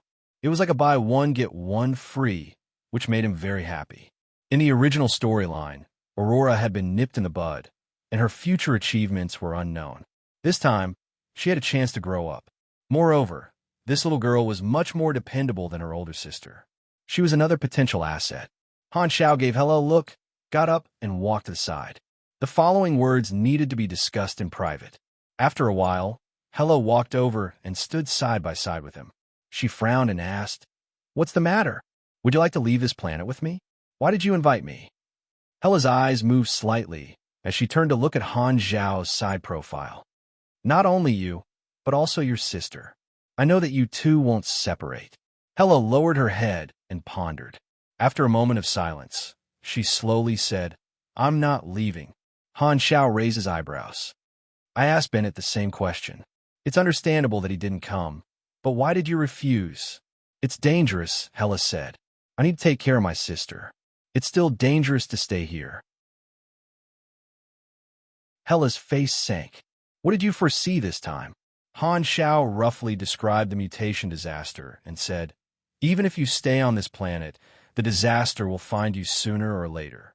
You and Aurora have a lot of potential, and your future is destined to be in the universe. Are you not going to leave with me?" Hela lowered her eyes and fell into hesitation. The silent atmosphere was like the lonely moon hanging high in the night sky. After a long time, Hela turned around and said softly, "I'm not going." Han Xiao looked at her deeply, lit a cigarette, and puffed out a mouthful of smoke. "Okay, I got it." His tone was very casual, and he did not have any intention to probe further. This caused Hela to be puzzled. She frowned and said, "You don't want to know the reason?" Han Xiao laughed. "Don't think too highly of yourself. I'm just casually asking. Whether you come or not won't affect me much. With your current strength, you won't be able to help me much." Hela's eyes turned cold. Although she had rejected Han Xiao, she could feel the Han technician's nonchalant attitude. She could feel the resentment of not being valued, and she could not keep her face straight. At this time, Han Xiao added, "This is your own choice. I won't force you to do anything in the name of doing it for your own good." As he said that, Han Xiao took out a bunch of keys and tossed it to Hela. "If there comes a day when the darkness swallows the sanctuary, this bunch of keys will lead to my secret base. It will allow you to hide. I put the address in a secret compartment in my office, the third drawer on the left. I'll leave it to you." Hela played with the keys, and her expression was dark. Suddenly, she said, "Are you not coming back?" Han Xiao smiled faintly. "You're very concerned about me?" Hela snorted and waved the keys to show that she had remembered it. She turned around and left. When she took a few steps, she heard Han Xiao's laughter behind her. "Don't die." Hela paused her footsteps. "You too." After Hela left, Han Xiao's smile faded. He threw down the cigarette, but then stepped on it to extinguish it. In his estimation, the probability of Hela leaving with him was more than 50%. He did not expect Hela to make another choice. He had already analyzed the pros and cons, but Hela still chose to stay. Other than her sister, there might be other considerations. Hela's personality before she turned evil was not easy to guess. However, Han Xiao did not have an urgent need for Hela at the current stage. A stock with potential that had not matured was useless. Hela would not be of much help at the moment, and her usefulness could not even be compared to those high-level players who could be used as cannon fodder. Furthermore, if he brought Hela along, he would definitely bring along Aurora. The current Aurora was even weaker, and the slightest wave could hurt her. Furthermore, the galaxy was filled with all kinds of known and unknown dangers. Even if Han Xiao was familiar with this place, he was still very cautious. Players were the best support. They would not die, and they could work as hard as they wanted. At the same time, Han Xiao could enjoy the freedom of moving alone. There were also benefits to not bringing others along. Since that was the case, it might be a good choice to let Hela and Aurora stay in Blue Star. There were still 2 to 3 years before the mutation disaster, and the two of them would have a safe environment to grow in. If they followed him, they would immediately be in danger. Letting the two of them grow strong and wait for the mutation disaster to erupt before coming back to take them back was not a bad idea in Han Zhao's eyes. Although that was the case, after being rejected twice, Han Xiaoxin was still very hurt. He muttered to himself, "Is my charm really that bad? That's impossible." A sound came from the side, and Yi Yeqing walked out from the shadows. Han Xiao had long noticed that she was hiding by the side. He glanced at her and asked, "How much did you hear?" "Everything." Yi Yeqing had a shocked expression. "Is what you said true? If you leave, aren't you afraid that I will leave as well? You exchanged me with you, but now you don't need me anymore? You're free, but it's best that you stay in the sanctuary." I wasn't joking when I said the mutation disaster.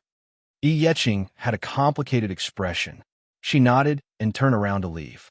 Han Xiao narrowed his eyes as he looked at her back and shook his head. The prisoners on the Bell of Death Island were new characters that had appeared in version 2.0, and Yi Yeqing was one of them. He had gotten her out in advance, and Yi Yeqing would be able to develop a medicine that could suppress the mutation disaster in the future. The human heart was hard to control, but he felt that the chances of Yi Yeqing staying behind were not small. She was someone who cherished her life and was passionate about medicine research. With so many players in the sanctuary, it was the best place to experiment, and Yi Yeqing was very attractive to him. Bringing along 50 experts was an important part of the plan. After the Pro League ended, when the players were still unsatisfied, he could start to implement it. Now that the finals had already been completed, it would be done in a few days. Han Xiao was also thinking about how to bring the players away. On this day, Raylan bypassed Bennett and contacted Han Xiao directly, giving him an ultimatum. His wording was very strict. "Black Phantom, we know that you have captured Ghidorah's messenger. You have made a big mistake. We respect your contribution in the Germinal Organization battle, but we will not allow you to do whatever you want. Hand over Ghidorah's messenger. This will be your last warning. Otherwise, we will take coercive measures, and you will become our enemy. You will not want to see this happen. Although you are strong, you are not a match for the country. Hello, goodbye. Gotcha." Han Xiao hung up the call, rubbed his nose, and looked helpless. Raylan did not give up and wanted to pressure him, but Han Xiao did not want to waste time talking to them. Han Xiao was sitting in his office, and Kurlad was beside him. Han Xiao brought him everywhere he went. This Ghidorah person was leaning against the window, carefully observing the players in the square. He suddenly spoke. "Is this the special phenomenon of your planet?" Kurlad still remembered the investigation mission. During this period, he had also discovered the so-called inhuman phenomenon and saw the characteristics of many players.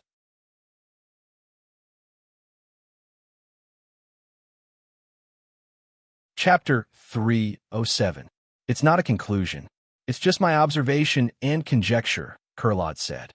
When I received the mission, the government of this planet described the phenomenon from the perspective of a low-level civilization. It's called the inhuman phenomenon. They said that this group of inhumans appeared out of nowhere, and there were more and more of them. They couldn't tell where they came from, and they just blended into the planet's environment. Their behavior was weird, but they had a special connection with each other. They couldn't die, and they had extraordinary learning habits and growth potential. He talked for a long time about the Six Nations' views on the players, as well as his observations during this period. Han Xiao wanted to know what the higher-level civilizations had to say about this. The most distinguishing thing is that they can't die and can be revived. Their personality doesn't change. Kurlad finally revealed the aura of an investigator and said, "There are many reasons for this effect. The simplest one is that this is a group awakening. It's very rare, but there are many examples. A more complicated one, like the life projection technology, could be an experiment by a higher-level civilization. Or it could be that the planes overlapped and created a rift, and this group of inhumans is actually a special creature that accidentally descended from another plane. Or perhaps it was some sort of unintentional high-dimensional projection, the migration of distant civilizations, the projection of time, or a new species that mysteriously appeared under certain rules, and so on. There were more than a dozen theories that could cause such a phenomenon. Just I alone knew of more than 10 theories. The most difficult one is the space wonder. Personally, I think this phenomenon is the least likely. Kurlot explained, there's another big characteristic of the Inhumans. The sudden appearance and the increasing number of Inhumans is more likely to be man-made. We need to use special tools to trace back to the source and see if there are signs of other civilizations. However, we need to apply for a rare detection tool from our superiors. If the civilization behind this is too advanced, Ghidorah won't be able to find out. But to be honest, I don't think there's anything on this planet that could catch the attention of an advanced civilization using life projection technology. If we exclude man-made factors and replace them with natural factors, the chances of the planes overlapping are not small. The orbit of this planet may have intersected with a huge crack in the plane, which is why the aliens suddenly appeared, and they're endless. This phenomenon will only disappear when this planet leaves the crack. The crack passage is two-way. Has there been any cases of sudden disappearances on this planet? Han Shao suddenly froze. Didn't Hannes and the others suddenly disappear? Could there really be a crack? No, the players definitely didn't have much to do with the rift, but there was still a possibility of the existence of a plane. If the world the players lived in was a plane, it was not impossible for them to interact with this world through the game. Han Shao let his imagination run wild for a while and asked, what's the difference between planes? Does it lead to another universe? Kurlot laughed and said, there are many ways to describe planes, but there are 3 basic ones. The first is the secondary plane, which is often seen in highly developed magical civilizations. Powerful mages can summon creatures from other planes, and most of these planes are secondary planes. They are born from imagination and mental power. The more reliable way to describe them is that the mages collapse the endless possibilities of their imagination into a definite reality, which is the materialization of their imagination. Secondary planes exist objectively, but they don't physically exist at the same time. It seems contradictory, but it actually involves the difference in their senses, which limits the perception of different creatures and superhumans. I'm not a mage, so I don't know much about it. The second type is the dimensional plane, the microscopic plane, and other planes that actually exist. This is more common and also the most commonly accepted scientific theory. The last type of plane is when 2 planets in the same universe that are very far away from each other establish some kind of connection and create a wormhole. Because they have never interacted before, they think that the other party is from another universe. But it is actually a misunderstanding. What you said about leading to another universe is the multiverse theory, which believes that there are countless other universes. I didn't know that you were a supporter of this theory, but we at Ghidorah don't have much research in this field, so I don't know much about it. Han Shao was deep in thought. Listening to their analysis of this world from the perspective of an NPC was a completely new perspective. Kurlot continued, as for high-dimensional projections, this involves the theory of space-time dimensions. For example, when we look at a 2-dimensional plane from a 3-dimensional perspective, it is like looking at a piece of paper. This piece of paper has a complete environment drawn on it, such as a 2-dimensional person and a mountain range. The world in a 2-dimensional person's eyes is also 3-dimensional. We have to climb over the mountain to reach the destination, but we can reach any point on the piece of paper with our finger and cross the 2-dimensional obstacle. The projection of a 3-dimensional on a 2-dimensional plane is the small area where our finger touches the piece of paper. This is the image that we leave in the eyes of the 2-dimensional person. The contact surface can be changed, so the image of the projection is not fixed. The senses of the high-dimensional person are different. For example, let's put aside the debate of whether time is an independent variable or a dependent variable. Assuming that time is the actual 4th dimension, then in the senses of a high-dimensional being, we could be a being that has countless points of time stacked together, like a very long worm. This is what it means. The Inhumans could be some kind of high-dimensional being that is in contact with our 1-dimensional world. In terms of dimensions, you should seek help from a more professional civilization. Godora is weaker in this aspect. Han Xiao pursed his lips. The technology in the player's world was not as advanced as this universe, so it did not look like a high-dimensional projection. Let's not talk about the new species theory. I don't understand it. The most unexplainable is the space wonder. The so-called space wonder is a phenomenon that no civilization can explain. So it's unknown. Han Xiao was shocked. Even if 3 universal civilizations can't explain it? Haha, even the universe has unexplored areas. Of course, there are unknown things. Maybe those advanced civilizations have an explanation, but they're keeping a secret. Let me tell you what I know about the universe. Kurlod activated his Chatterbox attribute and was very excited. I've read the introduction to cosmology before. There are countless theories to study the universe. They originate from the instincts of intelligent life and are born from, who am I? Where did I come from? And where do I want to go? They are all curious about the origin of life, the truth of the world, and the meaning of existence. Among them, the curiosity of the world drives intelligent life to explore the existence of the universe, its form, its essence, its origin, its truth, its development, and its doomsday. Different civilizations come up with different theories about the universe. Tracing back to the essence is the exploration of matter. The foundation of matter is particles, and there are endless research theories about particles. In conclusion, different cosmological theories say that particles have different shapes and functions. At the extreme, is a particle just a dot? Or is it spherical like a planet? Has many shapes? Or is there uncertainty in the shape? The most common view is that as long as the essence of particles is found, all the wrong theories will be overturned, and only the correct system will be left. Indeed, there were theories that successfully justified themselves and obtained irrefutable experimental data. However, it was not just one theory, but hundreds of cosmological theories that had all been proven. Among them, there were even some that seemed to contradict each other. It was unbelievable, wasn't it? All civilizations' understanding of the world is still one-sided. There's a very long wall between them and the truth. So many theories are like small holes in the wall. Looking through these small holes, you can only see a part of the truth. We can't go through this wall. These theories are a perspective of the world. Different perspectives determine different results, and these results are only the tip of the iceberg of the truth.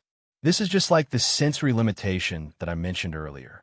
The specific image of the world in the eyes of a creature is largely determined by the sensory abilities of that creature.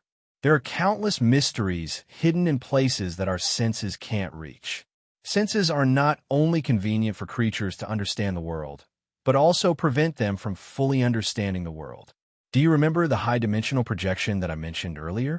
Maybe our universe is the interface between the high and low dimensions, and this universe itself is a projection.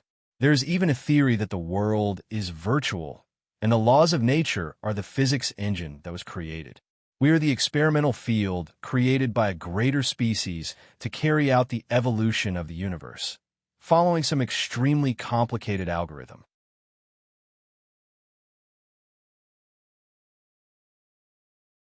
Chapter 308. Han Xiao raised his eyebrows. This theory has been proven as well. Not really. Kurlod flicked his ponytail. They believe in the existence of a creator or a great being. Similar theories involve theology, and they can't avoid the arcane church, one of the 3 universal civilizations. Their system is based on spirit and mystery, and they believe that there is an indescribable great being. This is the source of their belief and power. Stop. I know what the arcane church is like, Han Xiao interrupted. All right, where were we? Oh, the theories are different, but they all extend to countless technologies and applications.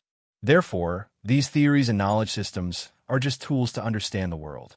There are differences in whether the tools are useful or not, and there are differences in difficulty in using them. The right tool does the right job, but there is no universal tool, which means that there is no theory that can be applied to all phenomena. The results of every tool are different. For example, our Godora's cornerstone theory believes that all particles are magical factors. Our history started with magic, but as we progressed, we realized that technology was not bad, so we started to study it as well. These two systems are just tools to help us understand the world.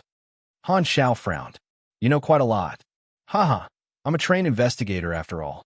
I've heard other races bragging in various space stations, so I know a little bit about all kinds of things. Kurlog grinned. All in all, unsolved mysteries are called space wonders, and there's a very small chance that the Inhumans are one. Space wonders, huh? Han Xiao made a mental note of it. At this time, a tsunami of cheers came from the direction of the arena. Han Xiaoxin opened the forums, and a sensational video was being played. The audience was cheering like a tsunami. The result of the last battle was out, and the champion was born. In the team competition, Dynasty won the division by a small margin. Long Sky was the runner-up, and Temple of God was the runner-up. The three powerhouses did not fall behind and took the top 3. The other clubs that made it to the top 8 also did well. The king and noble generals triumphantly won the individual competition, winning 2 yokes for the imperial court. Their glory was limitless, and the imperial court's reputation was unparalleled. Mad Blade defeated another semi-finalist and won 3rd place. He was a new face and was known as the biggest dark horse of the tournament. The Blue Star Division's top 3 teams and individuals had all received invitations to the international regular season. The 3 teams were all Chinese clubs, and countless players were looking forward to the Chinese clubs competing with the other divisions to obtain good results in the international regular season. The atmosphere on the forum was very lively. It was as if they were celebrating a festival. Dynasty was the most popular. The division finals came to an end. There was still a year of preparation before the international regular season. The Pro League was considered to have come to an end, but the excitement of the players had yet to subside. Countless posts were analyzing their opponents in the other divisions and giving suggestions to their own teams, cheering them on. The clubs that had achieved good results also held press conferences to promote their teams. It was bustling with noise and excitement. It's finally over. Those pro players are finally free. Han Zhao's eyes sparkled as he prepared to carry out his plan to bring the players away. Shelter Square. The players coming and going were still immersed in the excitement of the Pro League, discussing their idols. Occasionally, a pro player would appear to gain popularity, attracting onlookers from time to time. Of course, there was also a group of African brothers who firmly believed in their European heritage. When it was time, they would wait at the spot where Han Xiao usually appeared, eagerly waiting for a new batch of boxes. It's coming, it's coming. The old brothers stretched their necks. The truck drove over from afar. Han Xiao stopped the truck and walked down. He did not sell boxes like he usually did. He looked around and suddenly said, I have a difficult mission that requires helpers. Select qualified members to follow me on an adventure. If you are confident, you can accept my test. Only those who pass will be qualified to become my teammate. Immediately, Han Xiao released the mission that he had prepared beforehand. Team selection, mission introduction. Han Xiao is about to secretly leave Blue Star and embark on a new adventure. He needs to select strong members to be his teammates. Those who succeed can follow him to the stars. Mission acceptance requirement. LV60 mission time limit. 5 days requirements. Pass Han Zhao's combat test. Reward. 1 EXP and the qualification to follow Han Xiao. A stone stirred up 1,000 ripples. The players' eyes widened, and they were in an uproar. This is too sudden. We can leave the novice planet? You actually need to be at max level to accept the mission. How infuriating. To this day, all the players' activities were limited to the novice planet. No one had ever entered the stars. When Han Xiao released this news, it immediately caused a sensation. This group of brothers fought to be the first to post and show off on the forums. The entire Blue Star section was in an uproar, and even players from other planets were looking at the posts. The forums were in an uproar. The players' attention was forcefully pulled away from the Pro League by Han Xiao, and all of them were focused on this shocking mission. The stars were a mysterious place to all the players, and they were full of curiosity and anticipation. They were trapped on their planets, and could only see the big picture. Now, they had a chance to come into contact with the stars that would only open in the later versions.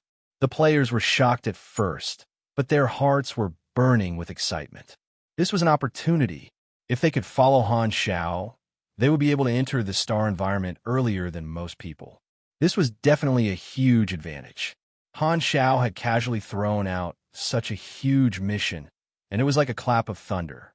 The players realized that Han Xiao's words were vague, and he was deliberately hiding the details of the mission. However, the mission introduction revealed that he was going to enter the stars. The players couldn't help but feel a sense of joy. They thought that even if Han Xiao didn't say anything, the mission would still faithfully describe Han Xiao's secret plans. Han Xiao deliberately did this because he wanted this news to circulate among the players, and it would make the players feel a sense of joy, thinking that his true intentions were exposed by the interface. When the players felt a sense of superiority, the hidden Han technician smiled as he watched all of this happen. He naturally needed a reason to bring along the pro players, and he couldn't make it too obvious. Thus, he used the method of issuing the selection mission. First, he used the max level requirement to eliminate a large number of casual players. After narrowing down the range, there was a lot of room for manipulation in the combat test. Whether or not the players could last more than 30 seconds completely depended on how much strength they displayed. After some manipulation, he could accurately select the pro players he wanted. The news quickly attracted the attention of the pro players. After the Pro League, these players had a year of rest to continue improving themselves. However, because they were at the max level, they could only train their skills and find some new skills. All the teams in the division had similar conditions, but this time, Han Xiao brought them the opportunity to open a new map. A new map meant countless new opportunities. These players were overjoyed. In their eyes, this was a blessing from heaven. No one would miss this opportunity. The next day, countless pro players gathered. They were like celebrities walking the red carpet, shining brightly. Especially now that they were wearing the halo of the Pro League results, they looked even grander. Many veteran players in the sanctuary felt a sense of familiarity. Right, a long time ago, when Black Phantom first started selling class advancement knowledge, the scene was similar to this. There are still videos of that time on the forums.